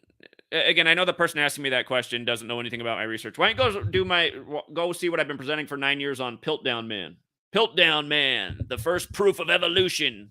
Piltdown equals 41. It was a proven scientific lie for 41 years to prove evolution. So evolution's got all the same bullshit numbers. Here, I'll just show you guys.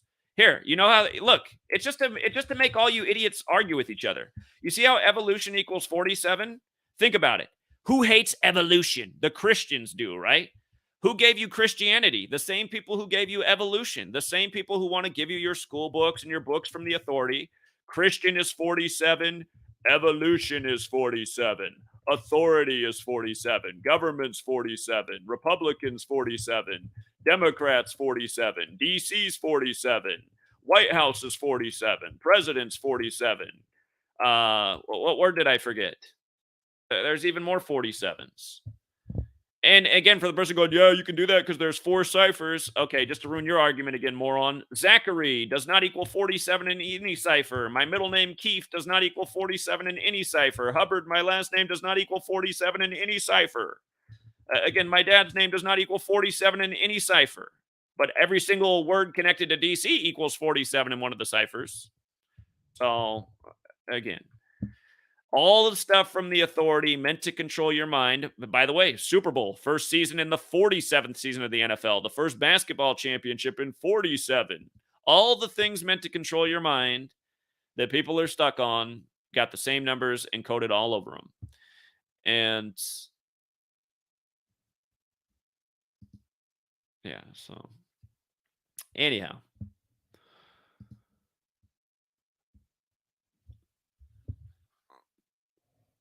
All right, well, I guess we don't have any callers. There's no real critics out there, and people are following directions, so they're not calling in. We had the one lady try to call in off topic, but that didn't last long. And yeah, again, don't call in with the way you do research because I don't care. I don't care about the way any of you guys do research if you're not talking about Gematria. All your research pales in comparison to what Gematria proves. Gematria is proof of what's going on. Why is a blonde girl missing on 8/6? Again, should be a no-brainer. Why is her body found on 23/8? Learn the lessons here and you'll understand why. And yeah, so again, you're a true crimer or whatever. If you're trying to figure out what's going on in the world, you better start learning Gematria. Don't be the next lemming who goes, well, I'm not that good at decoding. If you're not good at decoding, just disappear, because if you're not that good at decoding, what it tells me is you don't have much of an IQ. This stuff's elementary. I could teach this to a second grader. I could have 7-year-olds decoding. And if you're a grown adult and you're not as capable of a 7-year-old, that's a bad look. You're part of the problem. Again, this is elementary understanding that proves big things, And now that you got tools like this where you can just, type in something and get 4 gematria values and see how those values fit into the ritual in moments. Again, you're also lazy if you're making the excuse that you can't decode, you haven't figured out how to decode. Again, it's low intelligence and it's laziness, and that's it. There's no other explanation. If you know how to read and write and you know how to do basic addition, then you have the skills to do it. This shit is not complicated. It's surface level every single day. So, Louis Bagels, what's your question? Louis Bagels has his own YouTube channel. He's got a prediction for somebody dead in connection to Snoop Dogg on 9/4, LA's birthday. And, of course, 9/4 is the reflection of April 9th. Remember when Dark Man X died on April 9th, connected to his verses that he did with Snoop Dogg on the Swiss Beach show, where everything was 49. 531. Yo, what's up, Zach? I just joined the video. I assumed you must. I thought it was you calling, but all right. I'm going to let you take the call because you didn't hear. But again, only people who are critics and morons are supposed to be calling in. So I know you're not either of those, but what is it? Man, I was just wanting to know, or have you ever thought about how could you apply gematria in the court of law, like for a case or anything? Just like on some random thoughts. How could we win a case with gematria? That's all I was thinking about. Well, we can't win a case. We can't win a case with gematria because that's not the way the legal system's set up. The legal system's not set up to rule according to gematria. That's why. But your question answers something that I always point out. We're never going to get any solutions in this society by playing within the rules and the legal system, which is meant to keep us all enslaved. What gematria shows is how bullshit it is. Look at the legal cases that they're giving us every day. Vanessa Bryant's $16 million payout from the taxpayers on Kobe Bryant Day. How about the day before? Gretchen Whitmer on her birthday. The two men who supposedly conspired to kidnap her are guilty on her birthday. Again, all these bullshit legal cases. Again, so how are we going to win? How are we going to win? We're going to wake up enough people and burn all the courts to the ground. I know, you know what? Since I talked about the story earlier about the guy bringing up the song 24 Hours to Live on Mace's album, I know somebody has the verse on there about walking into the courtroom with the C4 and turn it into smoldering ash. Seriously, that's what people need to be doing. Maybe not strap up the C4 to your own body, but seriously, there needs to be an uprising and a revolution. Every government building should be smoldering in ashes. Every courthouse should be. Every jail should be knocked down to the ground. That's what should happen in America, not going to the people in the witch's gown saying, here's my gematria case. It's the bullshit nation I live in. Will you free me from it? Because we know that's never going to happen. And here, just so you guys know, by the way, just so you know, where I live right now, I happen to live across the street from a federal judge. He's not a bad guy. I was always able to talk to him about this research and present it to him, and he thought it was interesting until the day that Ruth Bader Ginsburg died. You should have seen the look that got on his face when I explained to him the significance of her dying 187 days after her birthday on the Jewish New Year. I'd never seen his face look like that. But we haven't ever talked about gematria since, and Ruth Bader Ginsburg died September 18th, 2020. But, you know, again, I mean, people have asked the same question you have a million times. That we just already know the answer to that. That's not the way the court system's set up. The court system's set up to keep people with money in power and people without money in trouble and behind bars and essentially as slave labor. And when people understand how the system works, then they should realize, like what I just said, needs to actually happen. For anyone who thinks I'm wrong about all the shit needs to burn to the ground, you're wrong. You're a coward. You're a pussy. And you're the reason we're going to stay the way we are. I'm saying that to everybody who disagrees with what I said. I'm not wrong. You're a fucking pussy. And you are content with living in this slave bullshit state. All right, what else? Exactly. Do you think that judge knows about gematria, or you think he was just trying to give you the runaround? I don't think he knew anything about it. I don't think he knew anything about it before I started talking to him about it. But I could tell it got way too close to home since he's a federal judge when I told him about the Supreme Court. So. Okay. Well, I do know a judge myself in my city. That's why I asked if you thought he knew about it, because I'm gonna bring gematria to his attention as well. That's all I had today, Zach. Appreciate your time, man. All right, take care. All right, see you. All right. Okay. Now we're gonna start to see. Now people are gonna start calling. 832.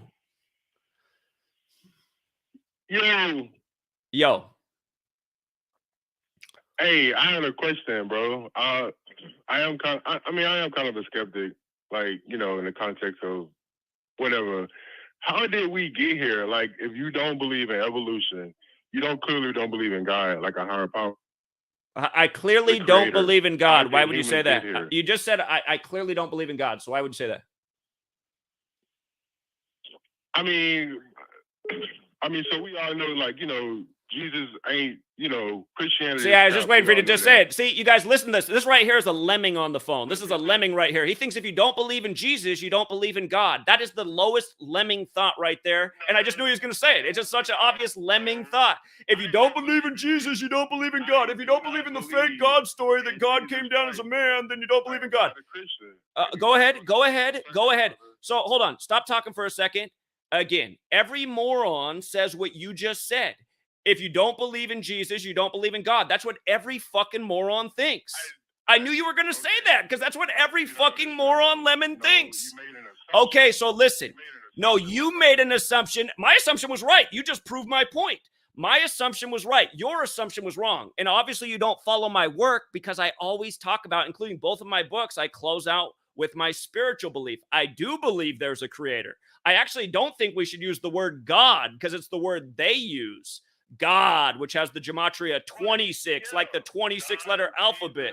Like how they got you worshiping Kobe Bryant dead on the 26th. Oh, okay, go ahead. I'm going to let you talk. So you called in with the obvious bankrupt false assumption because you're a Jesus person and you can only believe in God if you believe in Jesus. Okay, go ahead. So go ahead. What other lemming thoughts do you have? So where did, like, you believe in a creator? Like, okay, is that like a Hindu god? Is that see, this is how your mind works. You guys listen to this guy. This is how his mind works. His mind works that he can only say things that already exist in creation that he learned about from authority. It has to be either Hindu or Buddhist or Islam or Christianity or Judaism. Why does it matter what religion it is? Obviously, whatever created this earth created all of us. The earth, everything living on it.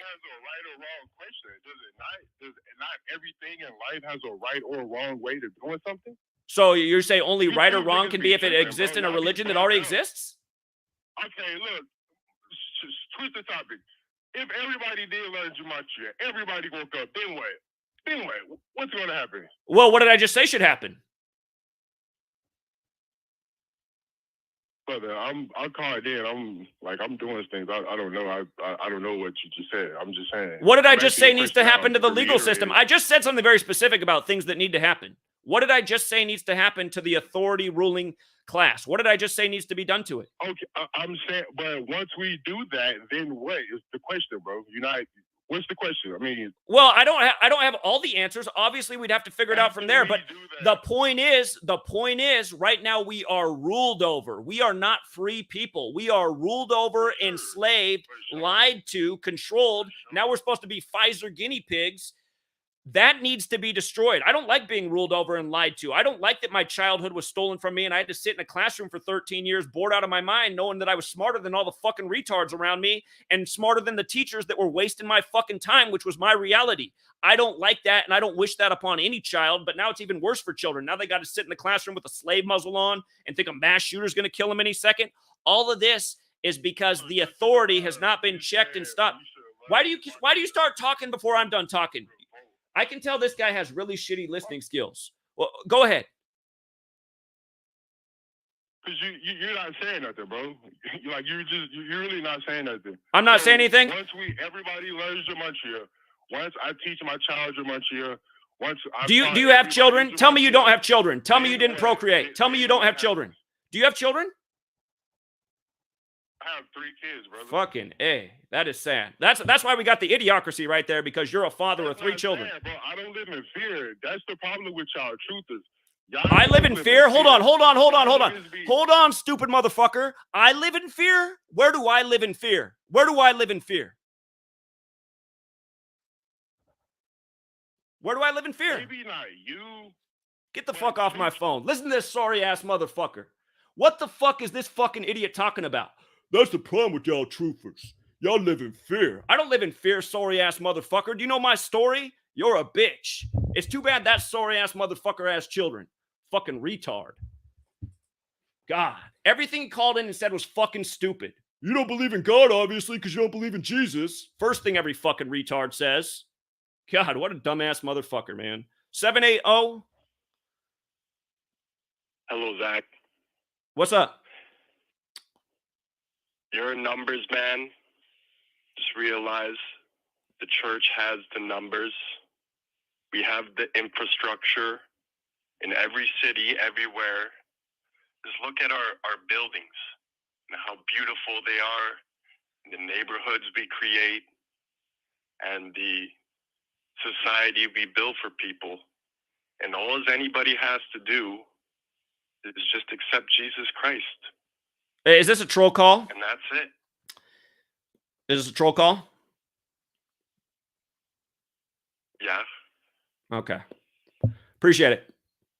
Okay. Yeah, again, it's just so annoying, the Jesus Christ stuff, as the Society of Jesus turns everybody into medical guinea pigs for Pfizer. But yeah, it's just, I mean, that last caller just represented how stupid humanity is.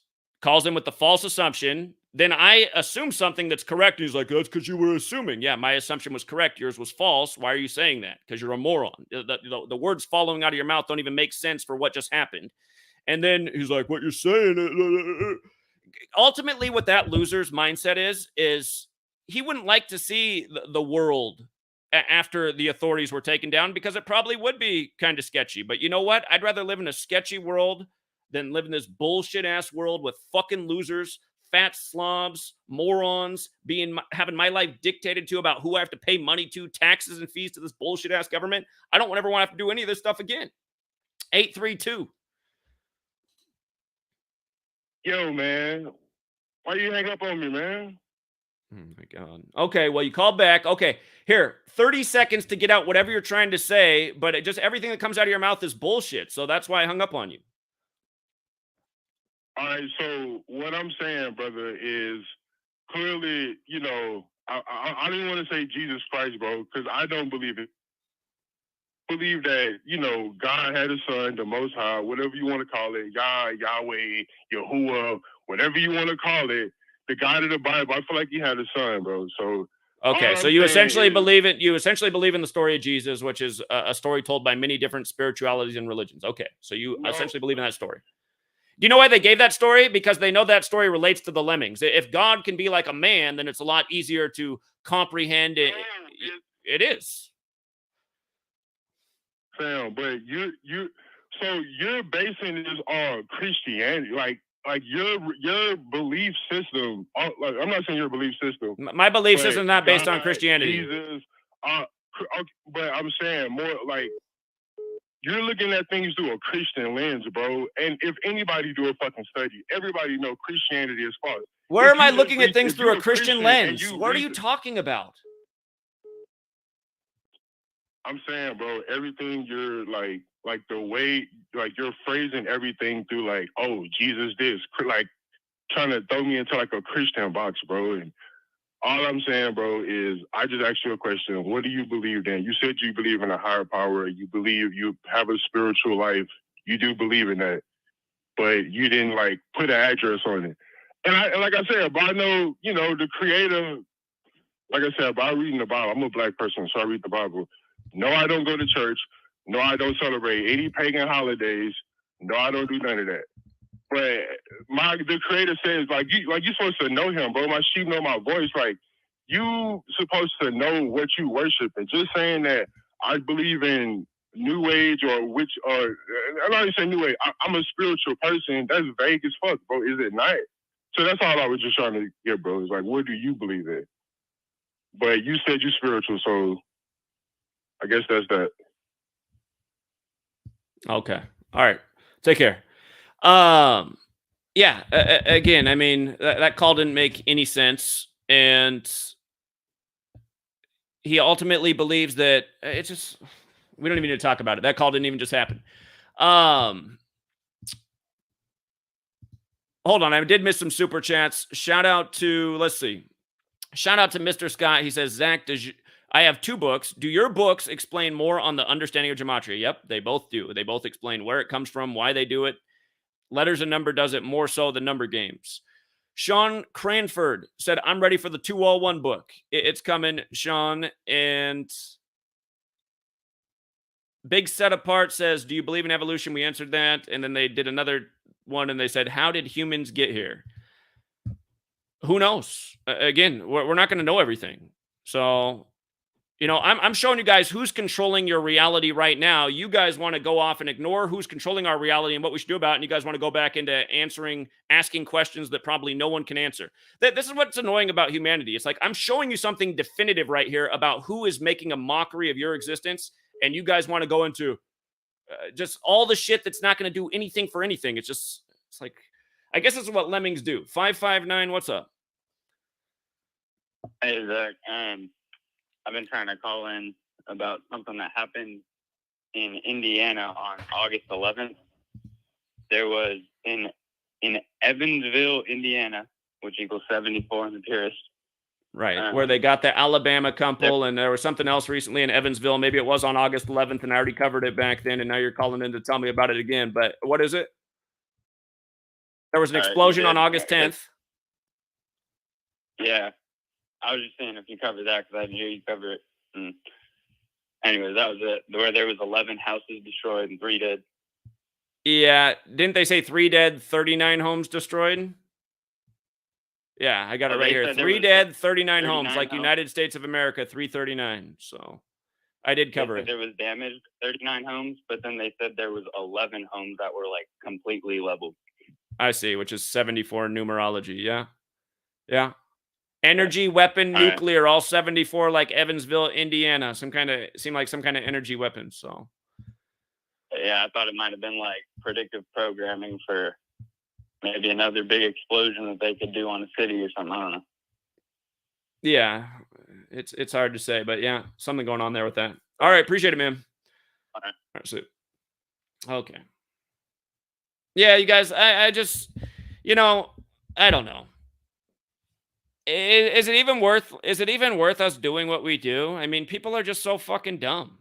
Like, well, they know it. The people who rule over us know how dumb people are. That's why they can do the shit they do every day. Coincidentally, Vanessa Bryant has to get millions of dollars from the taxpayers on Kobe Bryant Day. I mean, it's just, and then I got people calling like, yeah, but like, I mean, like, if you don't believe in Jesus, like, what's the point? Okay. Like, what happens to the Jesus people? Is it like if they don't have their delusion of Jesus in their brain, their whole world collapses around them, just like there's no point in living without the Jesus delusion? Is the Easter Bunny and Santa Claus still in there? I don't understand what's wrong with people. You guys, I'm showing you the evil force that rules the fucking country, from your government to your sports leagues to all the things that control the minds of the masses. It's just, if you had common sense, you would realize, okay, this guy's work is 1,000,000% correct. He's been proving it every fucking day for 9 years, and he's been saying the whole time, we need to take down this government, this media, stop supporting these sports leagues that are keeping everybody distracted from what matters. And then I have people like, well, but do you believe in Jesus? Like, I mean, because if, like, there's no Jesus, then, like, what? It's just,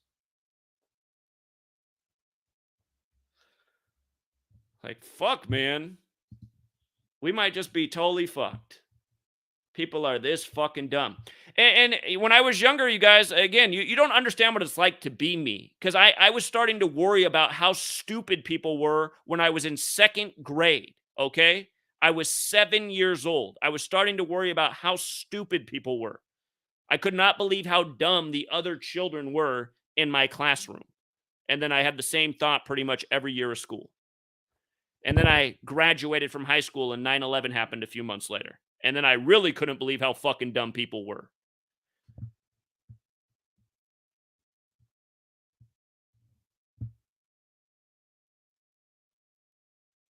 Again, you guys, I know a lot of you guys think I'm wrong when I say, like, if I could figure out where the Illuminati button is to press to do the great reset and get rid of a lot of these people, I would press the button, you guys. I'm not joking. I would press the button.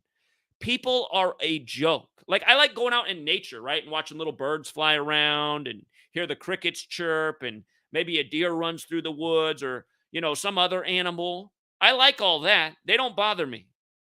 I like all that. Then here comes some noisy ass fucking loser talking about some bullshit.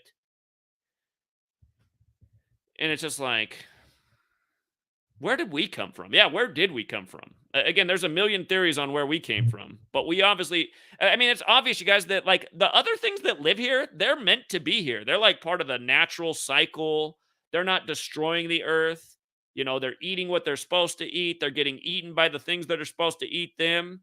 It's like they're all part of the harmony of this earth. But then there's us who just come and kind of like consume everything and destroy everything and ruin everything. So I'm not sure that we were part of God's plan. I don't know. I don't know what created us. It wasn't good. It wasn't good, whatever created us. So there's very few people that are good. I mean, did you guys seriously just hear how dumb that guy was? He just called him with all the stereotypical shit. He owned nothing of it. And he was just too dumb to even realize his own position. And then he has 3 children. Fucking A, man. 3 children? How do you think they're going to grow up to be? They're going to grow up to be fucking retarded, man. And remember the movie Idiocracy if you've never seen it. The movie Idiocracy. If you guys have not seen that movie, you should watch it. It starts out with a guy in a football jersey with a number 33 on it. And then it shows on the screen that his IQ points are 84, like United States of America's 84. And if you guys haven't seen the beginning of Idiocracy, it shows how all the dumb people are procreating and the intelligent people aren't, which is true. Again, the intelligent people aren't really having kids in our society. Probably because they're mostly like me and they're like, I don't know if I want to bring any kids into this world. And, and then people who can't figure out how to pull out, they're having kids every other week. So anyway.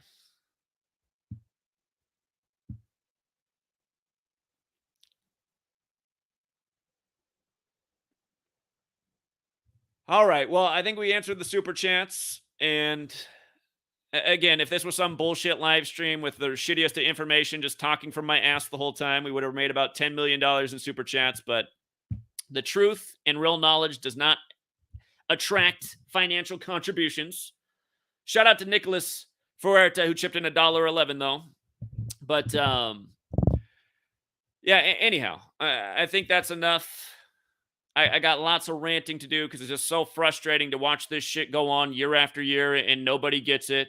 Turn on ESPN, none of the talking heads. You just think one of these talking heads in a suit on ESPN would be like, 12-6, man? Didn't Kobe just die on 126?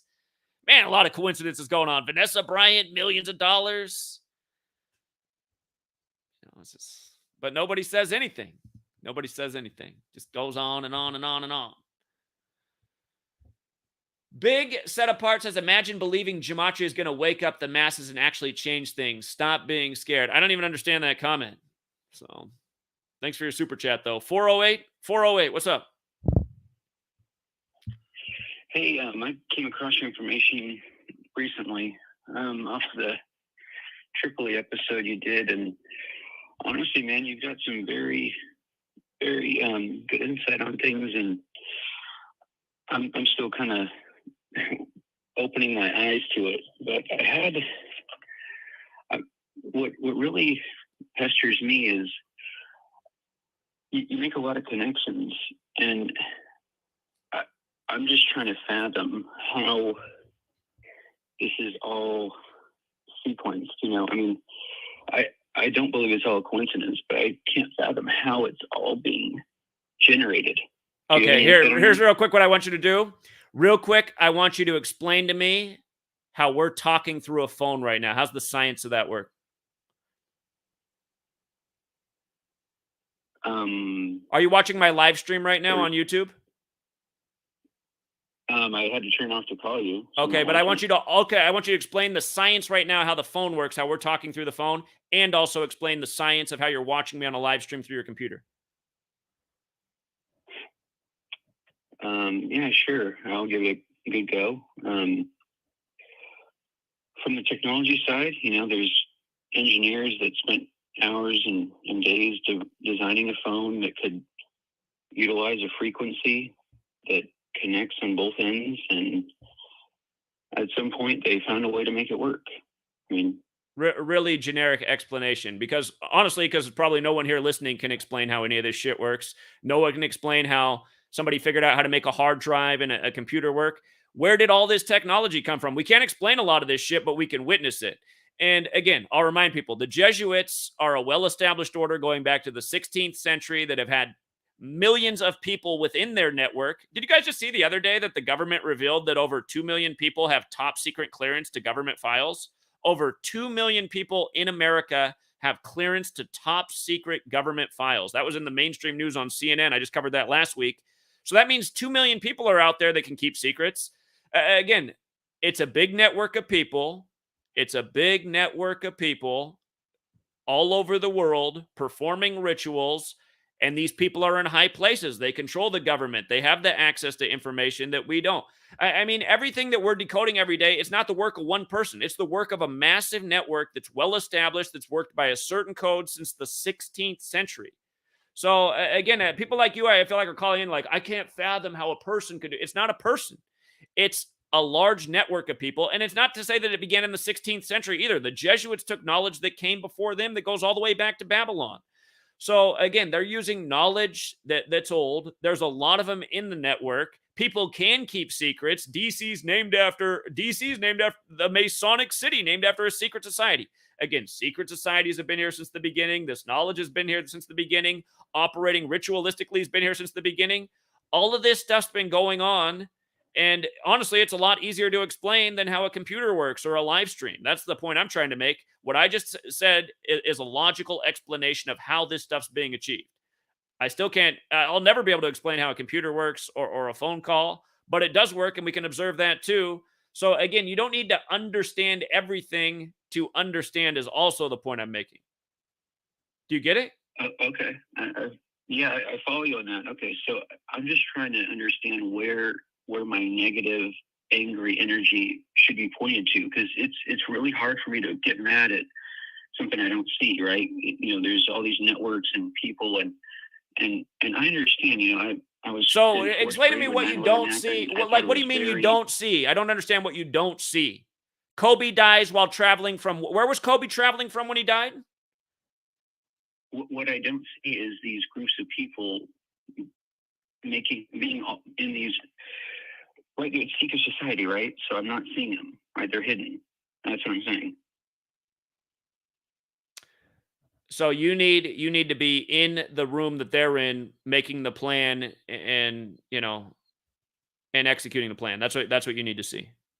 Not necessarily. I'm just saying, like, you know, when people get angry at the politicians that are misleading them, right? At least their anger is pointed to it's obviously the wrong person, right? We know it's controlled way above. So do you have any doubt based on what I show every single day that it's the Jesuits who are behind all of this?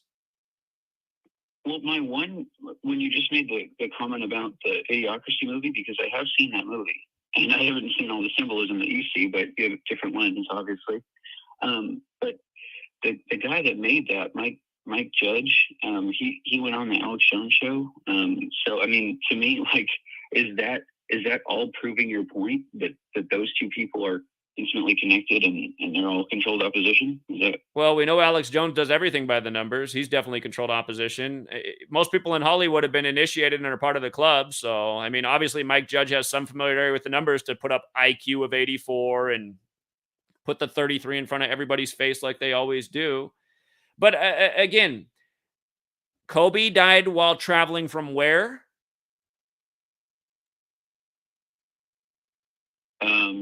You know, the biggest thing that is that Corona Del Mar, but that's where he was. That's where he was buried. Where was his helicopter flying from?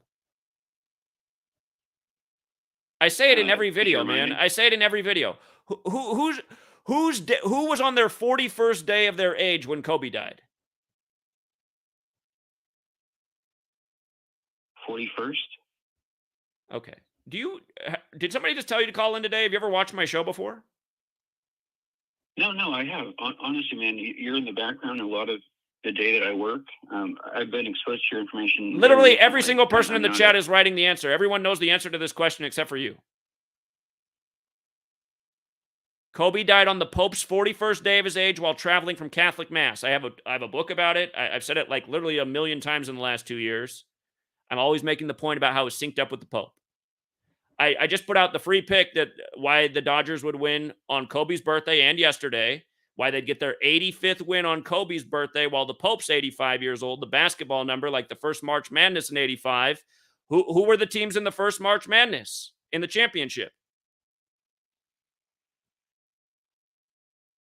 Aren't you the one that always says this is controlled? Why should we waste my time watching this and paying for this? Like, okay. But it sounds like you don't really know anything that I say, because I always make the point about how you can see the Jesuits and the Catholic Church run everything. The first March Madness was in 85.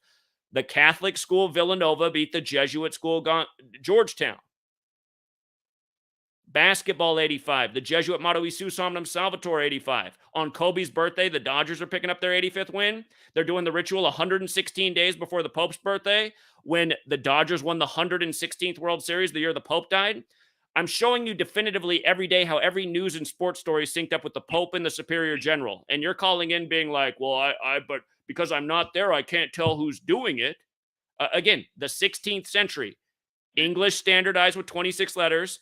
The Jesuits created, the Catholic Church rolls out the Gregorian calendar. All this stuff is synced together, all in the same century, the 16th century. Who's dead on Kobe Bryant Day? Len Dawson, number 16. Vanessa Williams got how many $1 million on Kobe Bryant Day? 16 million. The Jesuits in 16. I don't understand your call, because every day, every video is about how the Jesuits and the Catholic Church control the nation and do everything by their rituals synced up with their people. And then you're calling in acting like you've never heard any of this before. Well, hey, this is where I'm coming from. I'm trying to understand, really, day by day. Here. I'm just going to give you the advice right now. To understand what somebody's presenting, you have to listen. Adios. Okay. Like, I understand people are fucking retarded, so it's possible these are real calls, but it's like, seriously, you don't know the answer to where Kobe was flying from, and you're on my fucking channel? God. Intelligent people should not be allowed to live in the United States of America. It's not fair for us to be born here. This is a nation for fucking losers and retards, period. 442. Hey, Zach, sorry for calling in. This is Louis Bagels. I just have one question. No, you don't have to apologize. I told you to call in because you got your September 4th prediction, which is interesting. Go ahead. Yes, sir. The question I have, and I'm not saying this from an idiot's point of view or anything, but like I have to say this first. My brother died, and all of his numbers matched, ritual, the 211, the 106 days after his 38th birthday. Okay, my question is, how do you know organic from ritual? Because we're not famous. I mean, how did they know he would be there? The hotel matched, the guy that killed him, his name matched, the time that the judge gave the dude that killed my brother, the time matched his name. How do you know organic, Well, you got to discern that, right? That's discernment. So do you think it's organic that Vanessa Bryant got 16 million on Kobe Bryant Day? Oh, no, not at all. So that's part of answering your question right there, because this is blatant mockery. Oh. You think it's organic the way the towers came down on 911? Oh, no, sir, not at all. Obviously not. But not at all. You know what? When I'm studying 45, the number 45 all day, and I'm writing in my book about 45, and then I go out and I get the takeout, and they give me order number 45. Obviously, that's not like some ritual, but it's like, okay, what the fuck's going on? I was studying the number 45 all day. I was writing about 45, and then I go out here and they hand me order number 45. And I've had things like that happen to me, 50 times probably in the 9 years I've been doing this research, like just some unbelievable numerical thing where it's just like, what are the odds of that after I've been talking about that number all day? To me, that's the hermetic side. Like everything carries a vibration. And, you start because again, spelling spells, they're doing numerical rituals. We might accidentally be creating a spell around ourselves by putting so much attention on a number. We might somehow make it manifest in our own lives. And again, Will Smith in the movie Focus, he talks about something like that. He talks about how he can trick people around him by getting them to focus on little details that he puts in the scene purposefully to manipulate them. And again, it's just like how they stick numbers in movie scenes and commercials.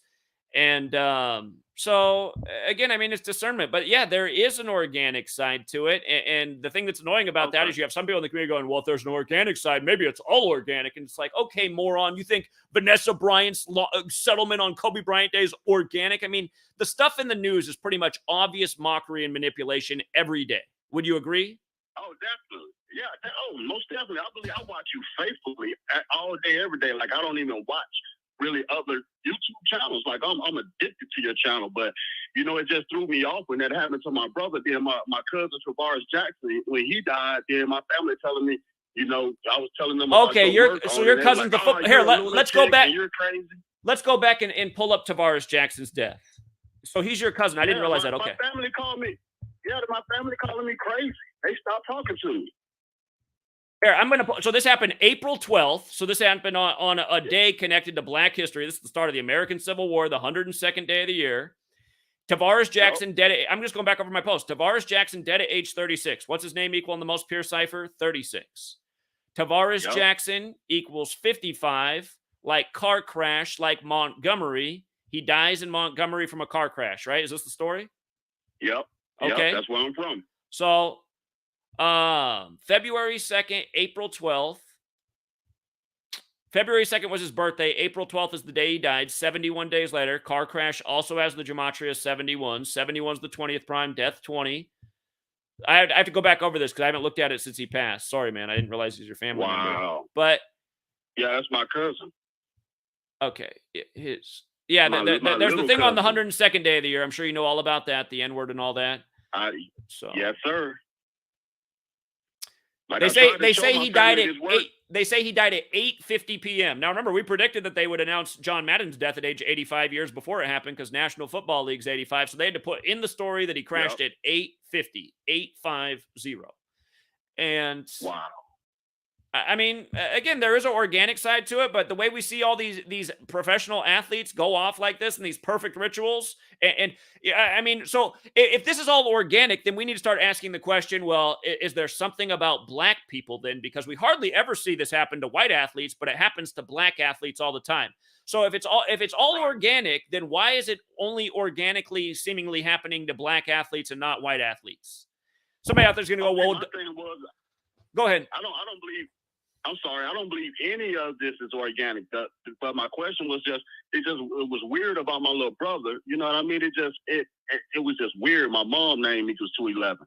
You know, and he died on 211, 106 days after his birthday. We all know what 106 is, and I couldn't understand that, so I wanted to call and ask about the organic side. So I believe my brother may have been organic, but I'm not sure. I'm not sure about that.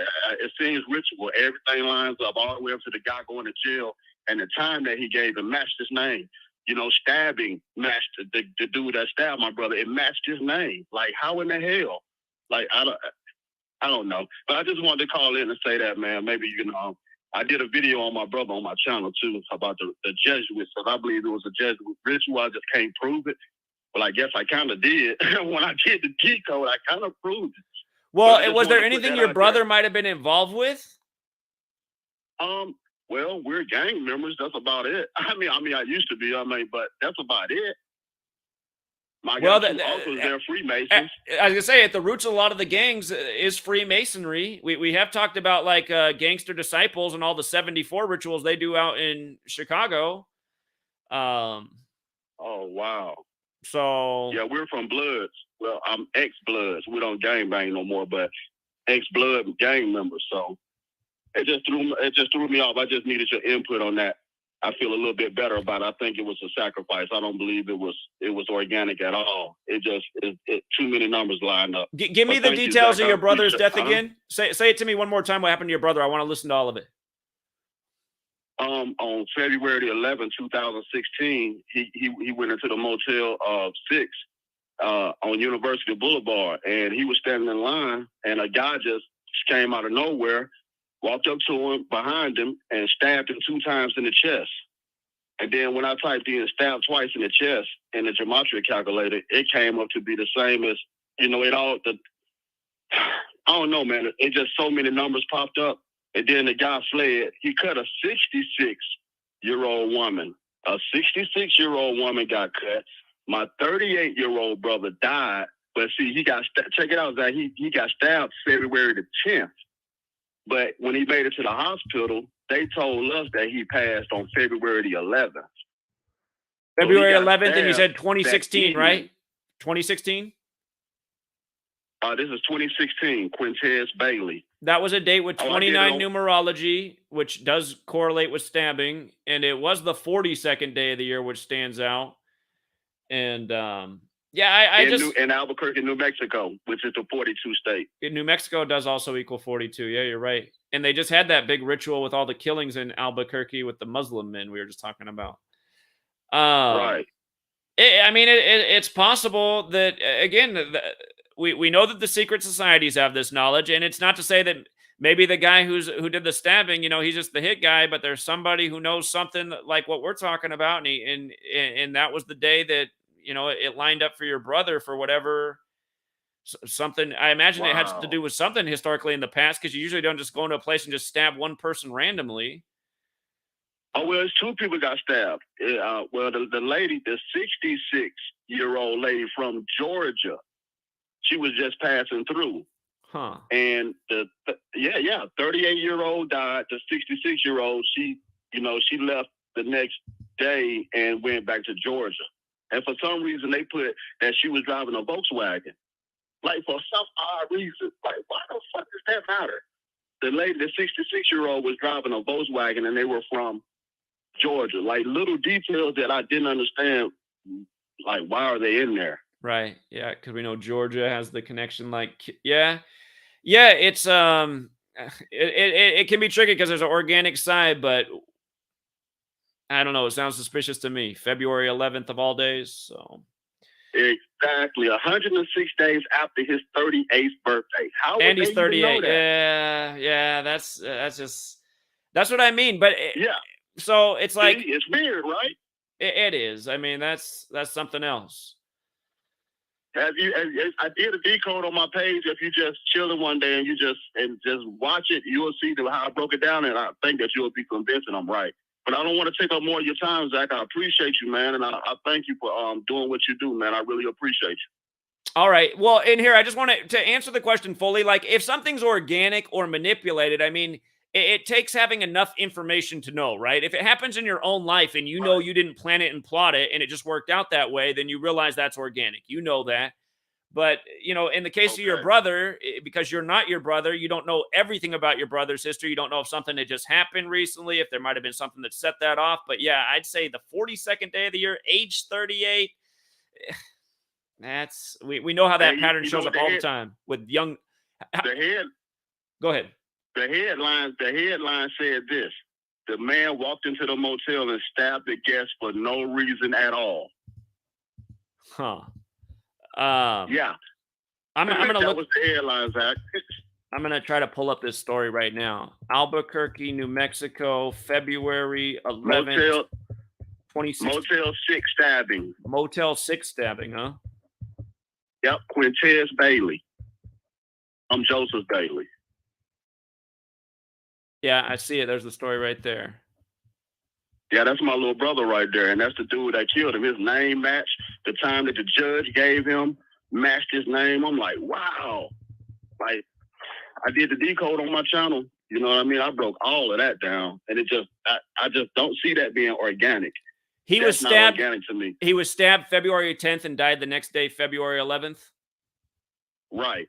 I see that. Yeah. And that's when we found out that he was even in the hospital on the 11th. Do you remember what day of the week it was? I want to look real quick. Yep, it was on a Thursday. That he died or was stabbed? I think he died that Friday. I think the Friday was the 11th. I think he got. It might have been Wednesday or Thursday. It's between Wednesday and Friday. I can't remember the exact date. It was between Wednesday, Thursday, Friday. I think it was a Wednesday evening. Then he died Thursday, the 11th, I think. He was stabbed on a Wednesday and died on a Thursday. It was a Thursday. Okay. Yeah, I'll go back and look at this more carefully too. Johnny Romero, 36. Yeah, you see the thing. It says stabbed for no reason at all. Like, he didn't even know my brother. My dad watched the tape in the courthouse. He went in the chambers with the judge, and my mom didn't want to see it. And my dad said my brother was just standing there, and the dude just walked up to him and just started stabbing him for nothing. Yeah, that is really bizarre. That didn't make sense. That didn't make sense to me, and it don't sit well with me. You know what's sad to think about, though? I mean, did your brother have any kind of criminal history? Oh yeah, he had just got out of prison. See, he'd been in and out of prison for drugs. See, that's kind of what I think is going on with stories like this. That's my theory. Because they got the database, they could have this guy who they know is crazy and will just do whatever he's told. I mean, who knows what's going on with the killer? but your brother might have been targeted by even the authorities, law enforcement. Who knows about the way they look at it? Maybe they're like, you know what? He could be former gangbanger. He just got out of prison. He could be a threat to the community. Let's just get rid of him. Let's send Johnny Romero, the psychopath, to take care of it. So right, because my mom said that the detectives told her that the lawyers, that Johnny Romero's lawyers told her that he said he's real hysterical, saying there are more people involved. When they told him that my brother died, he said there are more people involved in this than you know. This is a hoax. He kept calling my brother's death a hoax, and I'm like, what? It don't make sense to me. Why would he say that? And then everybody just blew it off, but me. I'm like, that don't make sense. Why would he say there's more people involved in this? And then why would he tell when they said you're being charged with murder, he said it's a hoax. But no, we buried my brother. I put him in the ground myself. So my brother is dead. That's without a doubt. yeah, I'm sorry about that too. No doubt. I mean, it's one of two things. Either this was some kind of ritual carried out on your brother, or just wrong place, wrong time. And again, I mean, we can't know for sure because neither of us were exactly there. We have to go off the details. But again, we know the fateful pattern with 38. Unless it's something like that number carries a vibration and it increases your odds of dying at 38. But yeah, this story... Wow. And the other thing I think about, just with him getting stabbed on February 10th, again, 10/2, 102, not a nice number for Black history, slavery, the N-word, but also the word police. Also the word police is 102. And who really put who really put Johnny Romero up to it is what I wonder. So he said there's more people involved than what we know. He told it, I think the detectives that, or the lawyers or somebody. And it got back to my mom, and she's just all hysterical and not paying attention. I'm trying to show her this knowledge, but she won't listen. So. Well, because that probably, for your mom, it probably just makes it even worse.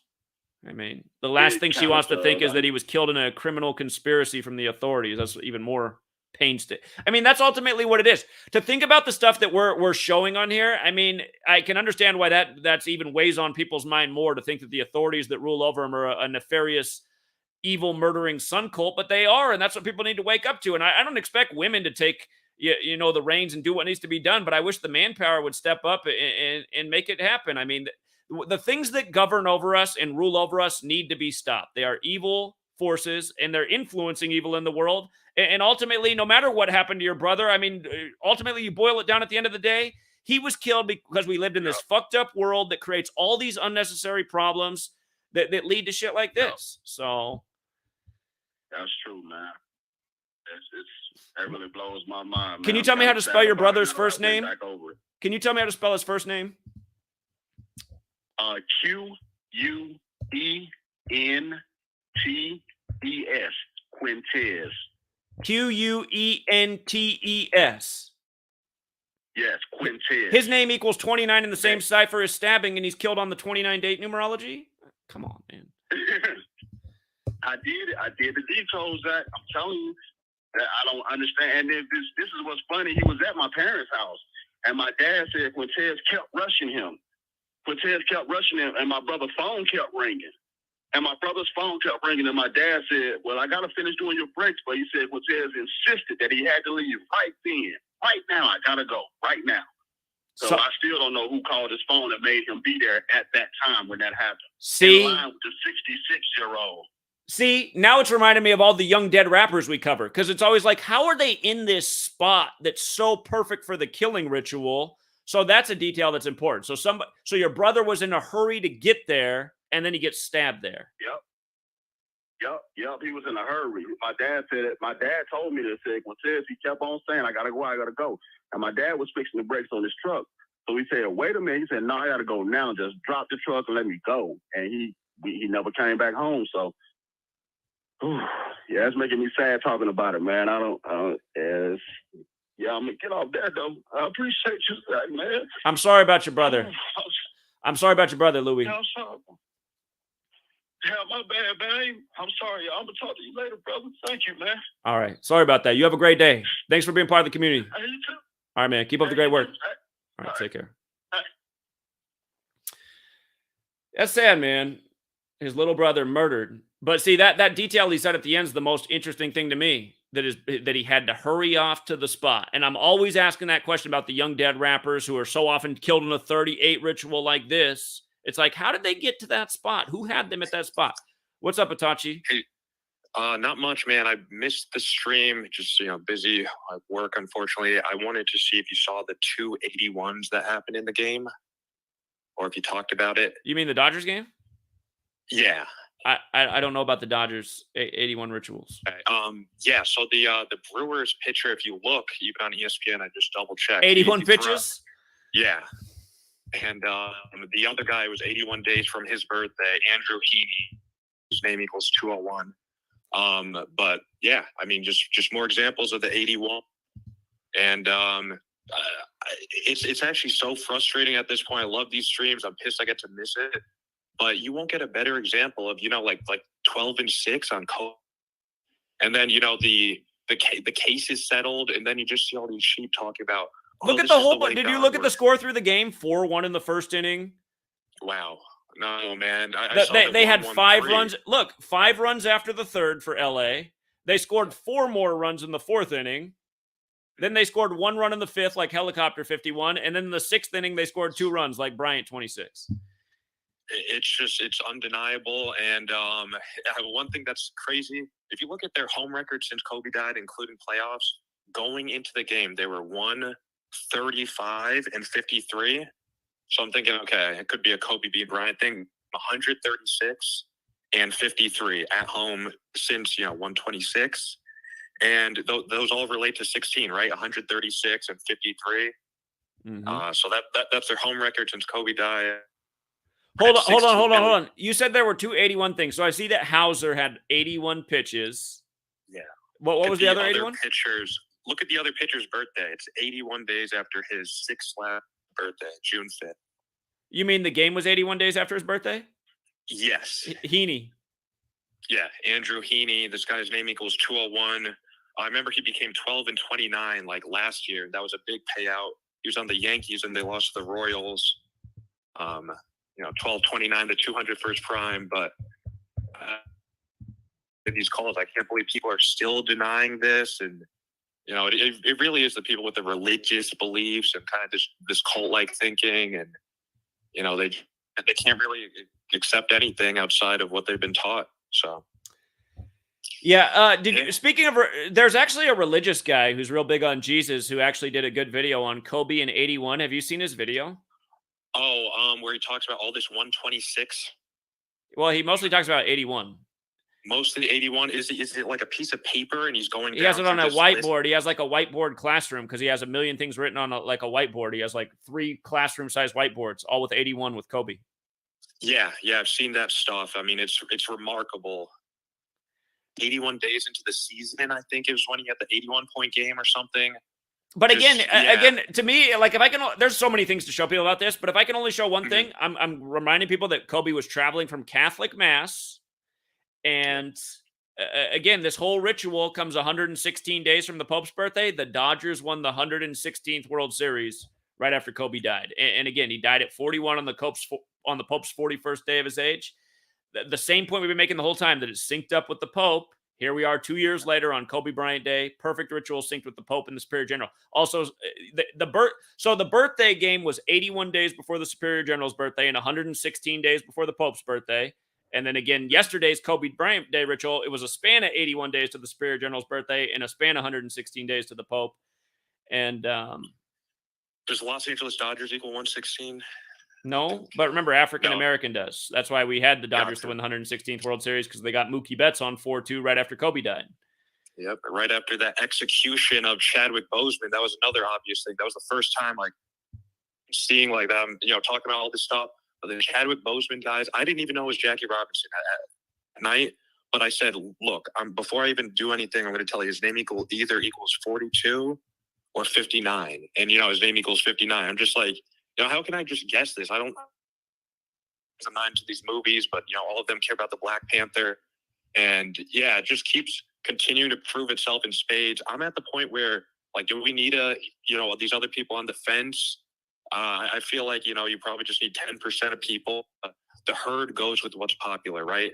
if everyone's like if CNN came today and told you about the numerical ritual, all the sheep would be like, oh yeah, that's just how the games are. You know, it would just become the status quo, if that makes sense. But, you know, because... Well, you know, again, it's just like I'm saying. I mean, every day the stuff they're doing, Gretchen Whitmer case on her birthday, then the next day we got Kobe Bryant Day and Vanessa Bryant coincidentally getting 16 million. That they really do know that, again, I mean, like I told you guys the whole time, when they put out the show The Walking Dead, that show wasn't about zombies. It was about the American populace. It's not a joke. It's 100% factual. And they know that that's exactly what it is. The Walking Dead. That's why they can perform these rituals in front of us every day and get away with it. It doesn't make sense, though, because I know if I was doing this shit, the same people would see through it. They'd be like, oh, Zach obviously contrived that and tribute to that. So it shows that there's also some kind of magic spell they're under where they don't question authority. They only question their fellow man. Exactly. Like if the president was just saying, well, that's the thing. If the Pope come out here and say we're using Gematria and everything, like even if they heard it from him, they'd probably be like, oh, this guy's just, you know, off his rocker. But, you know, if the authority overall was with that idea, no one would bat in like COVID and like the other psyops we've seen. So, yeah, man, be rewatching the stream. I just had to get in there and leave that with you. All right. Appreciate it, Tachi. Thanks. Yep. Have a good day. Take care. See you. Bye. All right. Shout out to Niall Overton, you guys. This is another person to follow in the community. He does really good work. Niall Overton. He said the broadcasters speculated that the Dodgers could get 113 or 117 wins. Both interesting numbers. LA has connections to 113 and 117. But Dodgers equals 117. It's Los Angeles, CA that's 113, like Kobe Bryant's 113. But that is interesting. So, well, shout out to Louis Bagels. Sorry about his brother's loss. And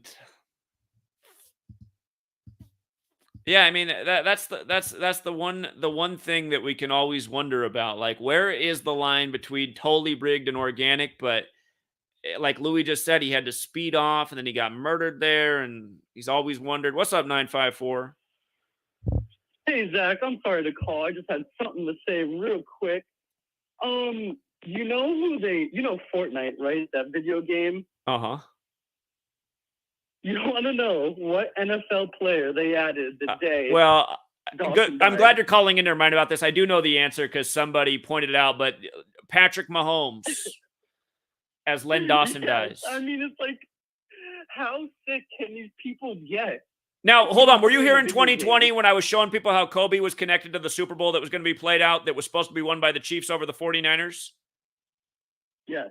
Okay, so like for all the people who were here who were critics back then, like where is your criticism now? Len Dawson's dead on Kobe Bryant Day, 24 days before Mahomes' birthday on the 24th, as a Seattle Mariner setting the record of 24 straight strikes 201 days after his birthday. I mean, it's like, come on.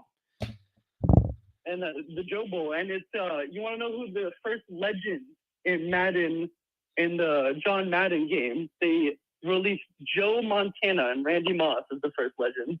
Huh? Montana and Moss. He's in all M's. Yeah. Madden, Montana, Moss. It's crazy. I can't believe you do this. And I wanted to say, when you made that post about the Dodgers getting their 44th win, and you were saying something about the Angels have fallen, I think you were spot on with that. Angels have fallen, and they got fucking destroyed by the Rays. Well, again, the score was 11-1 on the 111th day of Vanessa Bryant's age when helicopter equals 111.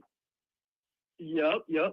It's like, how perfect can this be? Also, for the question you told that guy who didn't really know too much about how computers work and everything like that, Zach, after I slave away at my slave job and I go home and I take a fat bong rip, I think, how on earth do these people make this technology? It blows my mind. But so that's the question. Is it people, though? Is it people? Yeah. No, I don't think at all, because, these people do rituals and, if they're paying... Here, I'm going to say this again because I don't think it sinks in with a lot of people, and I make this point all the time. I think they're trying to give us a clue that we're not alone here. It's something like They Live. If you have not seen the movie They Live, you should watch it because, again, you think technology, you think of Bill Gates and Jeff Bezos. And where did they start out? They started in New Mexico, where the alien crash happened. And then they moved up to Seattle. New Mexico's the 47th state. Seattle's on the 47th parallel, and technology equals 47. And of course, Seattle's got the Space Needle in tribute to the UFO. And again, I would not be surprised at the end of the day if something like the Anunnaki story is close to the truth and we are an engineered slave race, because it would explain a lot of things if that was the case. Because it seems like most people are willing slaves that have no ability to discern the obvious or to question their ruling masters. So exactly, and there's this great Rick and Morty episode. I know it's stupid, but it pretty much depicts that. And where Rick has his car battery, and he has people living in the car battery making energy for him. And it's like, what are we here for? Just to make energy and slave away for the higher elite.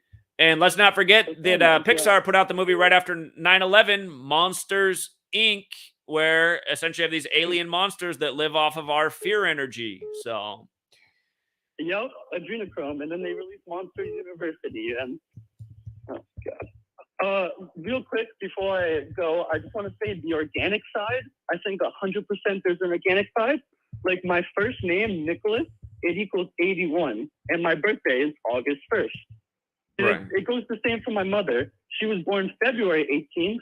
That's the 49th day of the year. And my grandma's birthday is April 9th. It's like there's got to be an organic side and a ritual code that you know, expose every single day. Right. It's crazy. There's definitely an organic side. Indeed. I could go on about all my organic connections. So there is an organic side. But again, for all the people who I just get so annoyed with the people in the grid are like, well, if there's an organic side, it's probably all organic. Then it's just like, come on, man. The stuff they do to us every day in the news, you think that's organic? Come on. Yeah.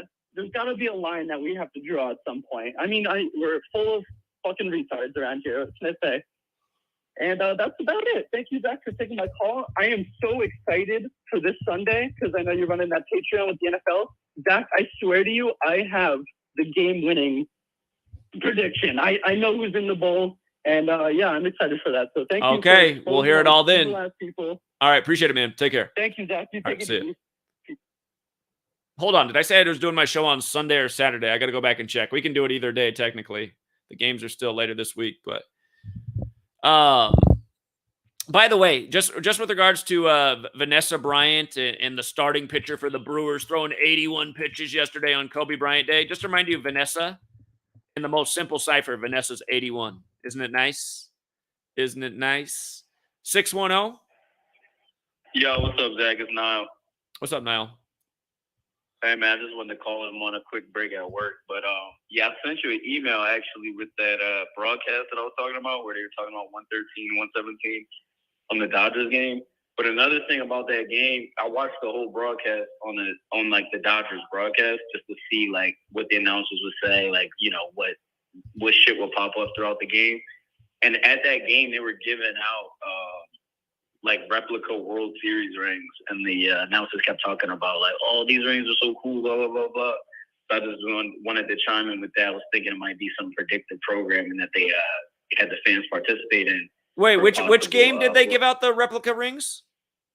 On Kobe's birthday 2 nights ago. So was it supposed to be for the 116th World Series that they won, or is it supposed to be like for an upcoming World Series? It was like all of the World Series. Like it was just, I guess they were like handing them out to fans, and it was ones from all 21 World Series. So I guess if you were a fan, you just got whatever one. Now remind me, did a certain NBA team go to 22 championships in 22? They did. So how many championships have the Dodgers been in? The Celtics. They've been in. They possibly on their way to the 22nd. Exactly. And Clayton Kershaw might lead them there, get another Highland Park high school champion this year, maybe. Wouldn't it all fit together? And that reminds me, maybe keep an eye on Scotty Scheffler since he's doing well in his golf tournament right now during this Kobe Bryant period of time. But yeah, I just thought that was weird. And then, like I was saying, with the 113 one, it was so weird. Like I was watching it live, and I was losing my shit. I started texting people because I was telling people about, my decode. I was like, look at this shit. I'm like, it's right here in the game. Like, to bring it up. And at the end, we were like, oh, what are the Dodgers on pace to win, 112, 113 games? And then you start going in on it. And they're like, oh, wait, what's the all-time record? And you're like, oh, well, going back to 116 again. They're like, well, the Mariners won 116, and this year, blah, blah, blah, blah. So then the other announcer is like, oh, so what? The Dodgers have to get 117 to get the all-time record? And then the announcer's like, yep. And then he's like, quite a number. And I'm just like, dog, they know, y'all. Like, Major League Baseball, 117, Dodgers, 117. It's not just that And they then know, he's it's that sitting they're for also them. paying attention to us. It's just like last year on Monday Night Football, they made a big deal about the number 132. What did I do in my live stream earlier that day? My live stream earlier that day before they did that on Monday Night Football was pointing out how I made some new epiphanies about 132, and I realized it was a bigger number than I'd ever noticed before. And then on Monday Night Football, they're putting the number on the screen, and the announcers go like, this 132 is a pretty interesting number. I'm telling you guys, that shit is not an accident. We're having that kind of impact. It's not an accident, you guys. Sure. They're watching us because we know, they know honestly, that, I like, think all that's the lemmings might not bro. know that this is legit, but the people who we're exposing, they know that we got them. But right now, they must realize in a way, I think we've almost done a favor for the Illuminati because now they realize they're like, fuck, even when we're exposed, these morons still don't get it. So, right.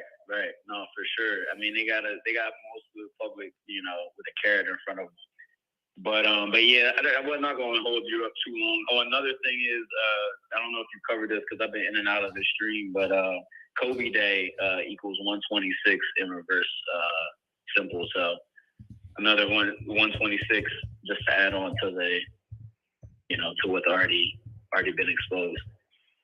oh, if you just do Kobe Day, not Kobe Bryant Day, I see. Yeah, just Kobe Day. Yeah, 126 on reverse. So I thought that was interesting too. But yeah, I sent you some other emails. I'll probably, if you're doing Sunday show, I'll do some deeper decodes that I wrote up. I sent you a bunch of emails this week to check out. That'll be pretty interesting. All right. Appreciate it. Look forward to it. Thank you. Yep, no doubt. All right. Take care now. So they gave out the replica World Series rings 116 days before the Pope's birthday on Kobe Bryant's birthday when the Dodgers won the 116th World Series right after his death. And again, LA has been winning a lot of championships since Kobe died. The NBA Finals, the World Series, the Super Bowl, and I don't think they're done. So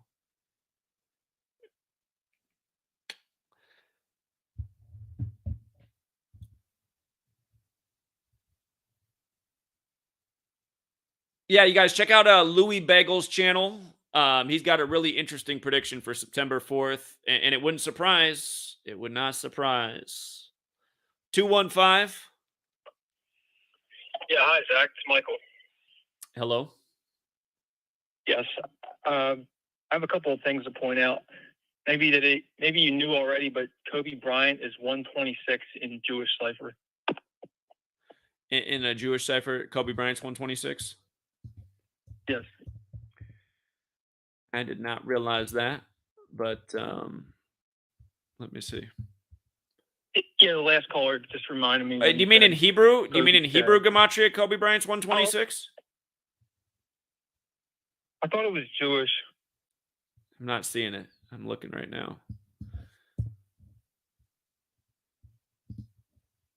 Yeah, I don't see that. Jewish might have been one of the other ones that are less popular. Maybe I just remembering wrong, made a mistake. Okay. It's his full name, Kobe Bean Bryant, is 126 in Jewish ordinal.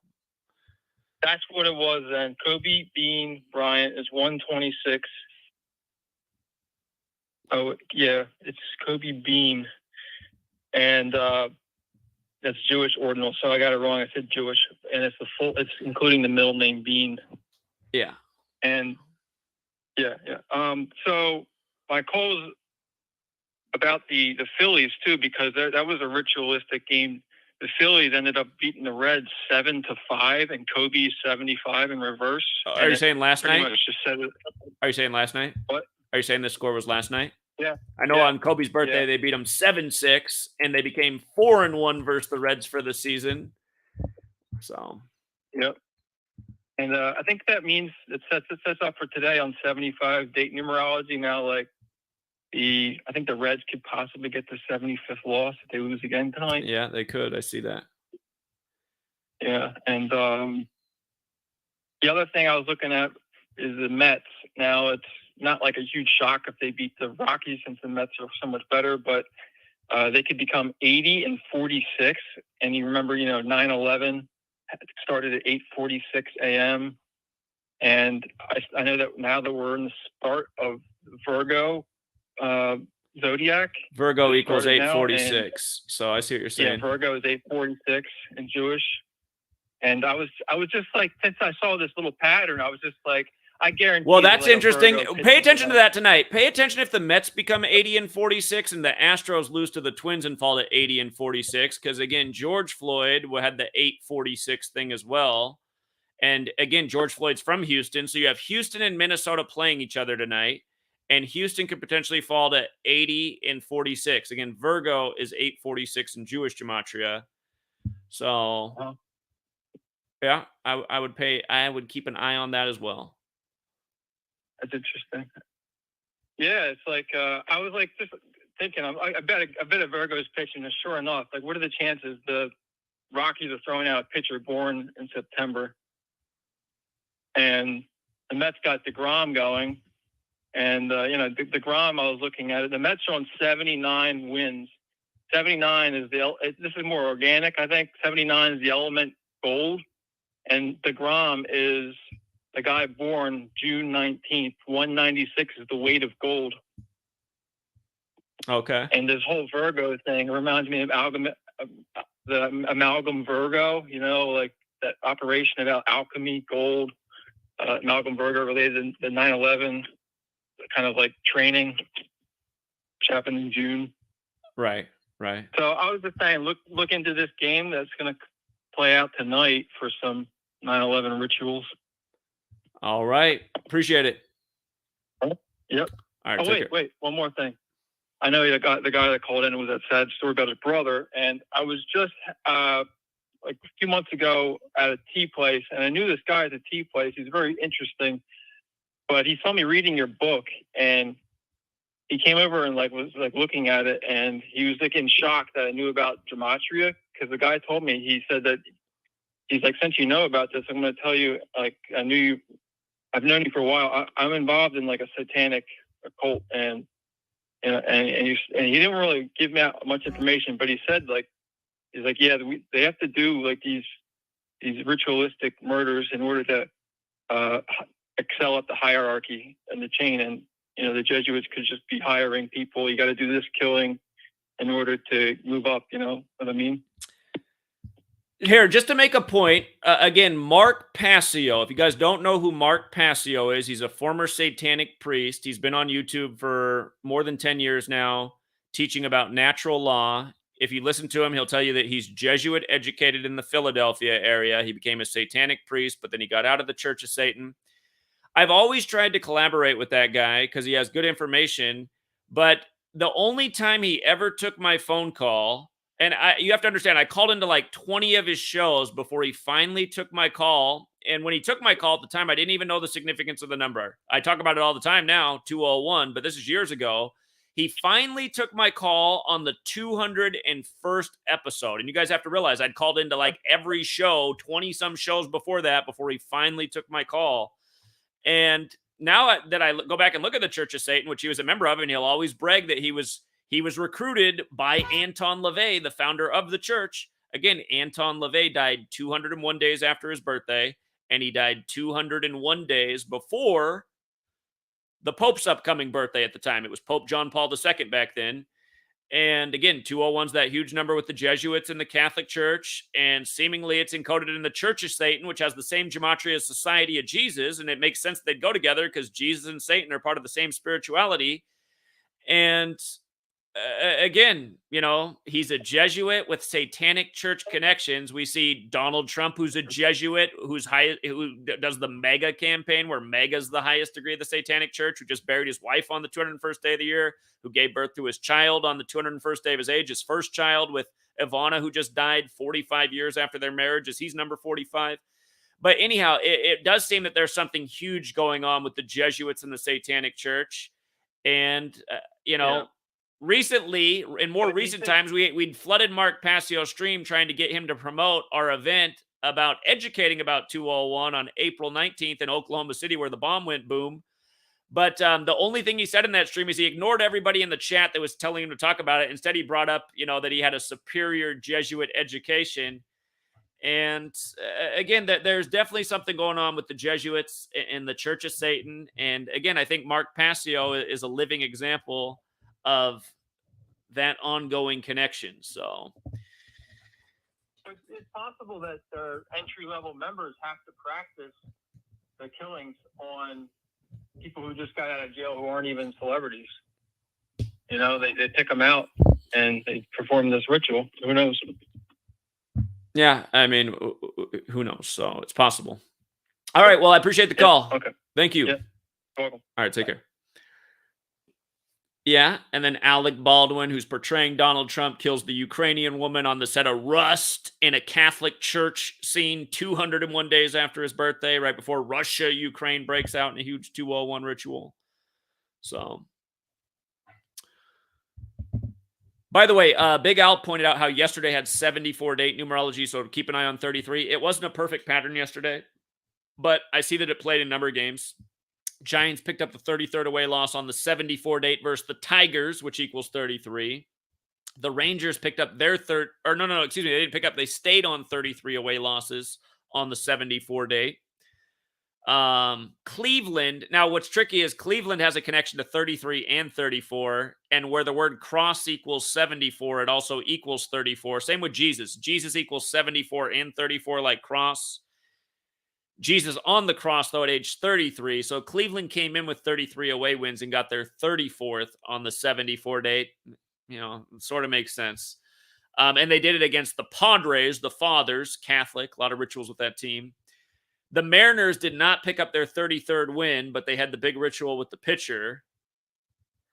And the White Sox did pick up their 33rd win. So it looks like it played in the majority of games. Some days things will be perfect, and some days it'll come through in the majority. But that's the difference between having a winning day and a smashing, life-changing day. But what's up, 570?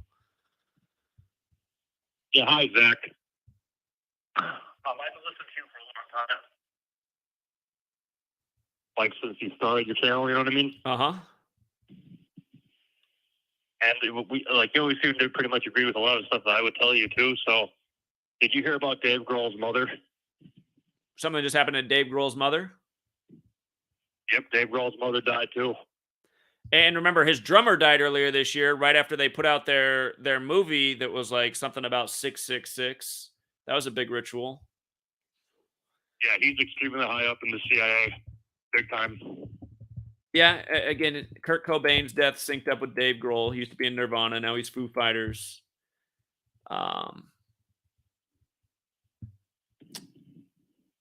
Dave Grohl family announces sudden tragedy. Dave Grohl's mother, Virginia, has died. It looks like this news broke August 17th. Is that what you saw, August 17th? Yeah, I didn't really look into the numbers, but I knew it was going to happen. Well, the thing that stands out about that day that it broke is it has 47 date numerology like rock, like how he started up in Seattle with Nirvana, the 47 band on the 47th parallel. And it also has 67 date numerology like blood sacrifice and human sacrifice. And it can be written 17/8 like 178, corresponding with Kabbalah, where this whole code comes from, the letters and the numbers. And she was 84 years old, Jesuit 84. Okay. All right, yeah, I missed that news. I'll go back and look at it and see if that was the actual day of death. So, was that it? Guess what she did for a profession? No, what'd you do? Take a guess. I don't know. She was a school teacher. Okay. Typical. You know what I mean? Yeah. All right, I'll look more into it. I appreciate the heads up. Thank you. Yeah. Take care, man. Hey, thank you for all your work. You're welcome. Thank you. Yeah, bye. See you. 818 Hey, Zach, just really quick, I had a point to bring up to you. Like you always say that the most important thing that we need to do as truth seekers is to get the word out there. And yesterday on the Alex Jones show on the second hour, this guy by the name of Drew Hernandez was on, and he actually mentioned how the Catholic Church is actually run by the Jesuits. So what I was thinking is maybe you can get in contact with this Drew Hernandez, get him to get you on and interview you, and then potentially you can get on Alex Jones so our information can get out there to millions of people across the country and the world. But what's the guy's name again? Drew Hernandez. Drew Hernandez. Okay. Well, what's he known for? I'm not familiar with him. Yeah, he was on the. Yeah, he's just a correspondent, a news hound, and he was on the second hour of Alex Jones' show yesterday, and he mentioned, like I said, that the Catholic Church is run by the Jesuits, and Alex agreed with him. So I'm just saying maybe you can get a hold of him, Drew Hernandez, and interview him or have him interview you, and then maybe you can get on Alex Jones. Well, it looks like this guy's connected. I mean, I looked up his thing. So he works for Fox News. He works for Breitbart, Daily Wire, The Blaze. Again, he works for all the controlled opposition. The Blaze interviewed me April 19th, 2020, took all my information and then turned it into something else. And the next day, Glenn Beck, who owns The Blaze, he gave a presentation on the information I gave them, but he made it all partisan and turned it into like it was some liberal Democratic conspiracy event 201, which was a load of shit. So yeah, this just like Alex Jones is controlled and would never have me on, this guy's not going to either, and that's why he's on Alex Jones. He's connected to the news networks. You guys, just look at these people's profile. He works for Fox News, Breitbart, Daily Wire, The Blaze. He's one of them. Yeah, I can completely agree and understand. I'm just saying it's a long shot, but since he was talking about the Jesuits and the information that I noticed a lot more people are starting to use Jesuits. I feel like that's the influence that's being had on the truth community. I feel like for people to maintain their credibility, they're having to start to bring this up now. They have to, exactly. They have to at least bring forth the information into some degree into the public eye, because what you're pumping out every single day is very, very hard to discredit. And they, like you said, they have to at least say, okay, yeah, the Jesuits are somehow involved. But since he brought it up and said that the Catholic Church is controlled, maybe if all of us as truth seekers go and message him on Twitter and all the different platforms saying, hey, you said that the Jesuits are in control of this guy, Zach Hubbard, he has books on this, he talks about this, have him on. And obviously it's a long shot. I totally agree with you. It's a total long shot, but, it's just one more thing for us to try.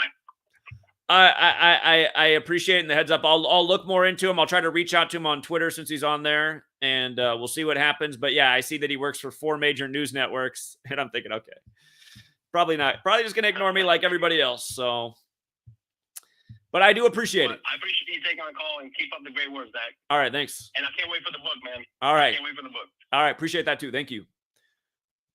See you. Yeah, take care. Okay. I would like to find out what day Dave Grohl's grandma died, because this guy has had so many rituals over the years. So,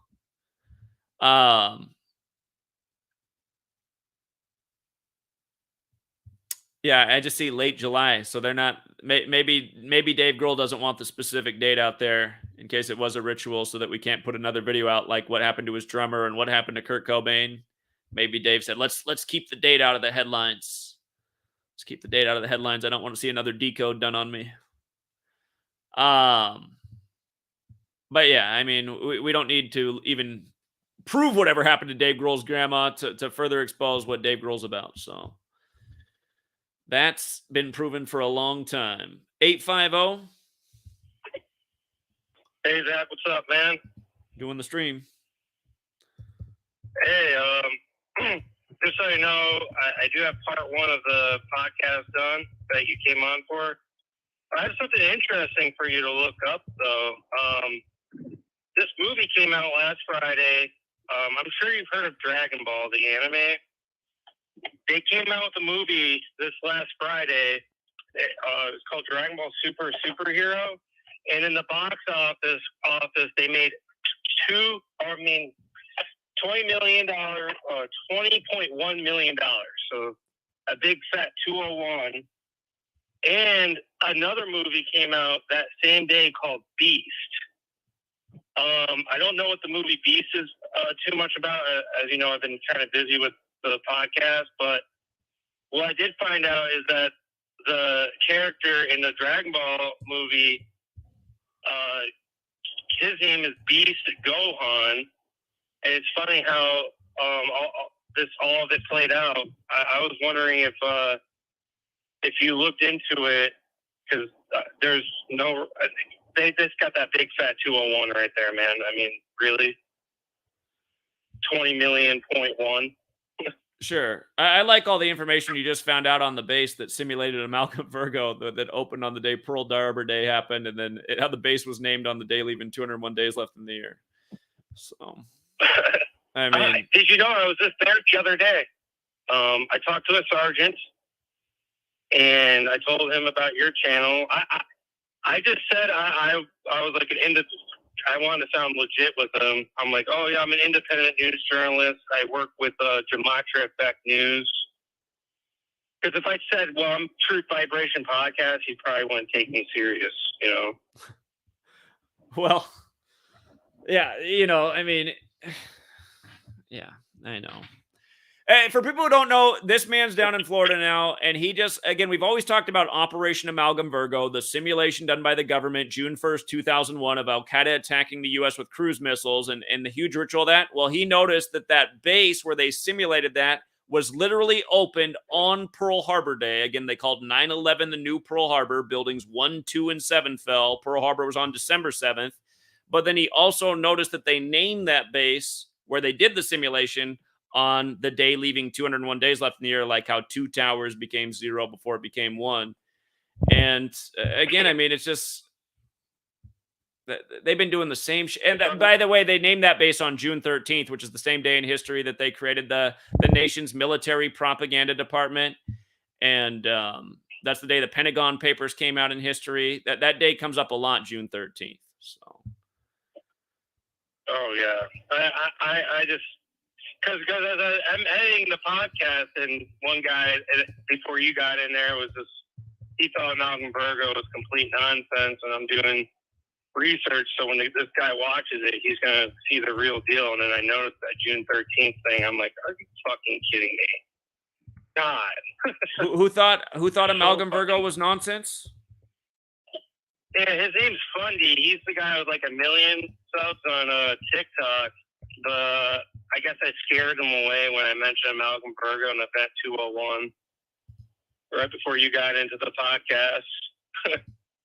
He didn't like that. He thought it was a good thing. Oh, it must be good that they're simulating it so they know what to do if the case of a pandemic happens. I'm like, no, I mean, whatever. No, I'm glad that Zach ain't going to talk to this guy. This guy's a fucking joke. That's probably why he's got 1 million subs, but the other guy's got at least over 100,000, so I don't know. And he actually thinks it's interesting. So the one that you and him didn't have a very good agreement at the end of it, but yeah, I mean, I got it all up on there for part 1. So for you guys, there's going to be a 4-part podcast. Zach is going to be.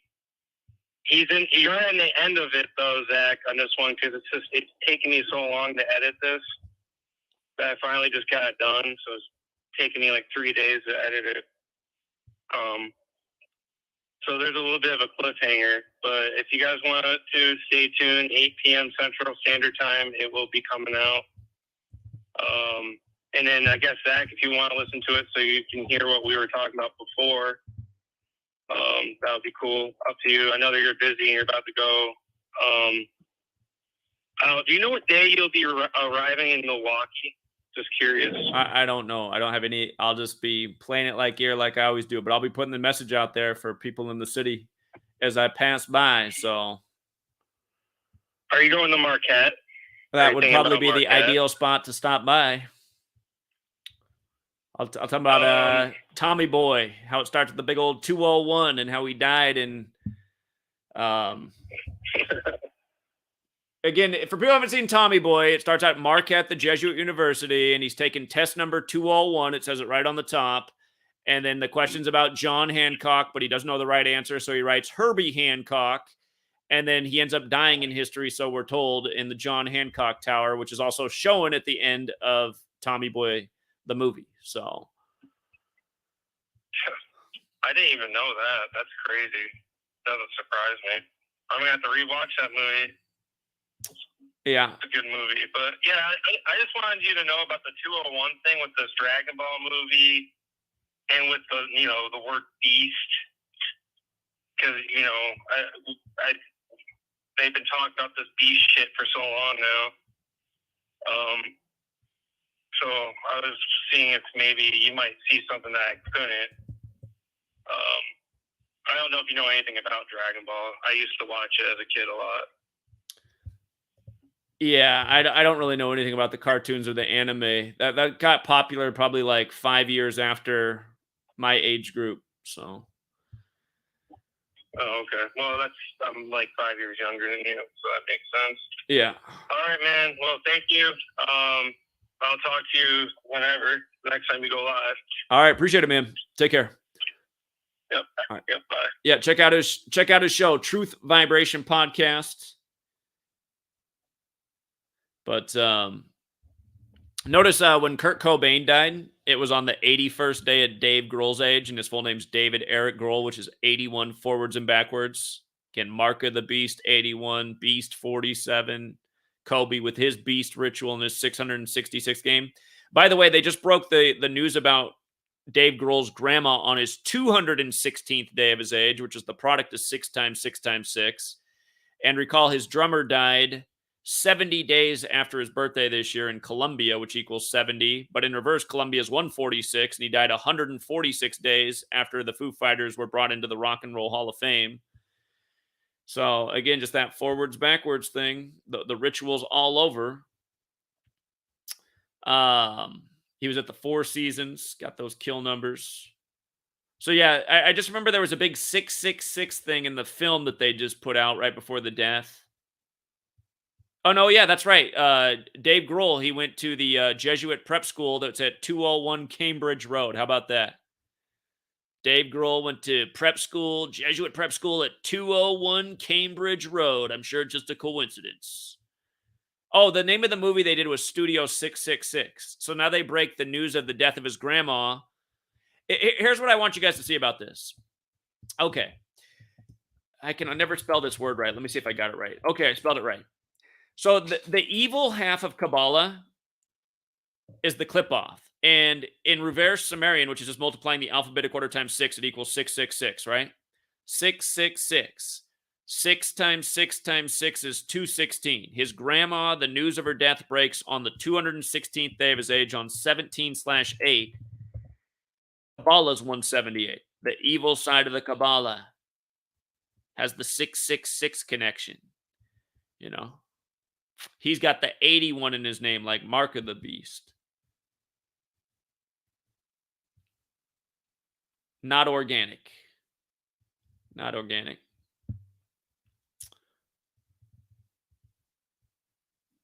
By the way, the drummer also died 413 days after the release of their last album. In Jewish Gematria, the name of that album, Medicine at Midnight, is 413. 59 weeks later as well. Kill in Jewish Gematria is 59. And the same cipher. Kill's 59, Medicine at Midnight's 413. Most important cipher outside of the base ciphers. So,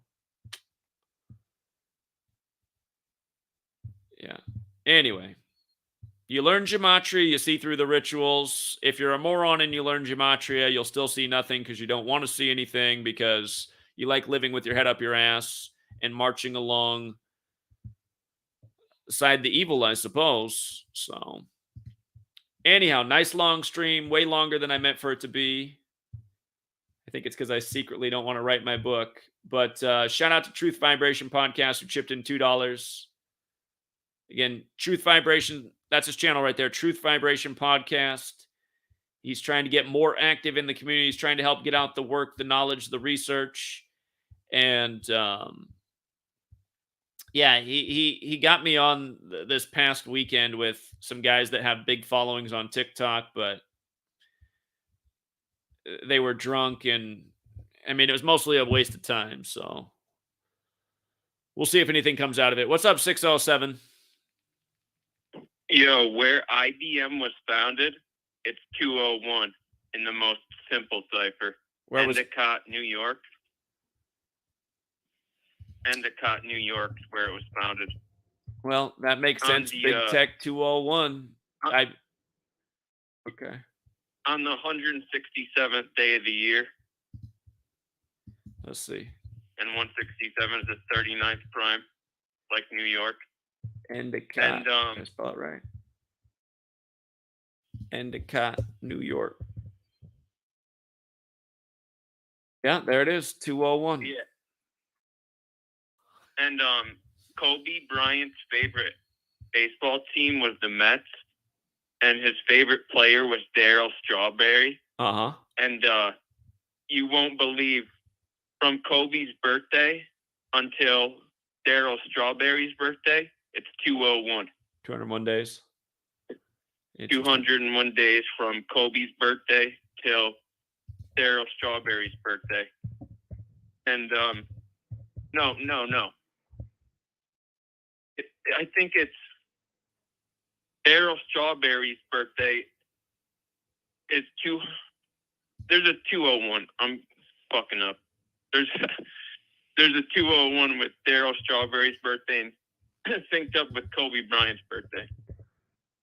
Okay. But it's just funny because like the Mets are the 129 team, and 129 is also 201. From Kobe's birthday to measuring to Darryl Strawberry's birthday. So from August 23rd to March 12th of the next year is 201 days. Right. Yep. That's it. And just like New York Mets 129 and 129 have that relationship with 201. And again, Kobe Bryant Day is on the day, leaving 129 days left in the year, which is 201 in base 8 counting. So. Yeah, just 201's all over. And just one more thing in regards to, in the area I live in New York, like Binghamton, Endicott is a suburb of Binghamton. And anyways, every year there's a pro-am golf tournament at a golf course in Endicott. It's the Dick's Open, like Dick's Sporting Goods. They have like a pro-am, like PGA tournament here in Endicott every year. And you won't believe, Zach Brown Band ended up playing this year. Every year they have a concert. And this year it was Zach Brown Band, which is 201 in reverse. Well, if you look at the history of the Dick's Open and their concerts, this is the second time that Zach Brown Band has played at the Dick's Open. The first time they played at the Dick's Open in Endicott was on the Jesuit birthday, 8/15. So they are doing the same thing just everywhere, and it's undeniable. Like Zach Brown Band is 201, and they played. They're the only band to play twice at this Dick's Open, and the first time they play is 8/15, 2014, and then they come back. So on the Jesuit Order's birthday, the 201 band plays. In the 201 city, like Endicott, New York, like on the Jesuit's birthday, the 201 band plays. What are they called? The Zach Brown Band? Zach Brown Band. Okay, ZAC. Okay. Yep. All right, I'll check it out. It's just so undeniable, man. But yeah, I just wanted to call and they like have some 201s. But all right, man. All right, appreciate it. Thank you. Yeah. Take care. Peace. Again, all of Big Tech's 201, and IBM is kind of the birth of Big Tech. So that's a good catch. I didn't realize that before. Endicott, New York, 201, where they're from. Here, I'll just put up on the screen so you guys see. That is where they were founded. It says June 16th, 1911. You got to spell out New York the full way, not the abbreviation. Endicott, New York, 201 in the most simple cipher. I just got a email from Google. We have age restricted your content.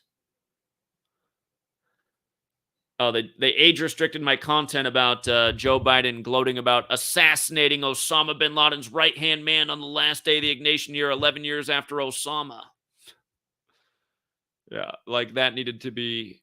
It's just so stupid how they do it.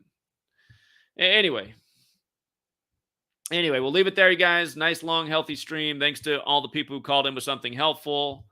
Sorry to all the religious people. I'm sorry your guys' IQs are so low. You sound the way you sound when you call in. There's obviously no helping you. Yeah, again, for all the religious people, realize you are the problem of the world. You're dragging us all to the bottom. All of you TV watchers, political people voting in rigged selections, you guys are all the problems of the world. People marching into these sports stadiums, paying for these overpriced tickets for these rigged games, supporting these truly evil satanic leagues. And again, I use the term satanic because that is the terminology within the cabal, who is the Society of Jesus, who've given us these names, Jesus and Satan, to represent good and evil. And again, who manipulate everyone's minds in so many ways. You heard the one guy say, well, you obviously don't believe in God because you don't believe in Jesus. Like, there's only, like, that's the only possible explanation for a creator. I mean, again, it's amazing how lemmings just can walk around and put on their pants each day and take a shower. I'm amazed they can even accomplish these things. When I listen to them speak, I'm like, God, these people are fucking dumb. They're all like robots. They all say the same shit that makes absolutely zero fucking sense. They don't question anything they should be questioning. They just march right along to it. It's amazing. It is amazing how stupid people are. And I always get annoyed with the people who leave the comments. Zach, who's going to listen to your videos when you talk like this about people? Get the fuck off my channel. You think the sorry-ass motherfuckers I'm talking about are watching my videos? No. They're not looking for any answers to anything. And for anyone who's getting butthurt about what I'm saying, you're part of the problem because you're sympathetic to this plague of fucking losers dragging us all to hell. So I want to close out today's stream with that because it's the absolute gospel. Again, evil fuckers rule over us, and they get away with it because they rule over sorry-ass motherfuckers who don't know their place, who are too fucking stupid to even be breathing, and they need to know it because they're standing in the way of progress, you know? I'm all for the Depop agenda. I just wish they'd get on with it way more. I'm tired of this low rate of, I mean, whatever they did for the short straw with the vaccine, they need to up, the short straw is too rare. If you went out and became a Pfizer guinea pig, you deserve to croak. And that is what they're doing. They're just doing it way too slowly. So I wish they'd get the show on the road, be a lot more helpful if there were way less knuckle draggers around. So anyway, we'll leave it there. Have a great rest of your day. Thanks for tuning in as always. And until next time.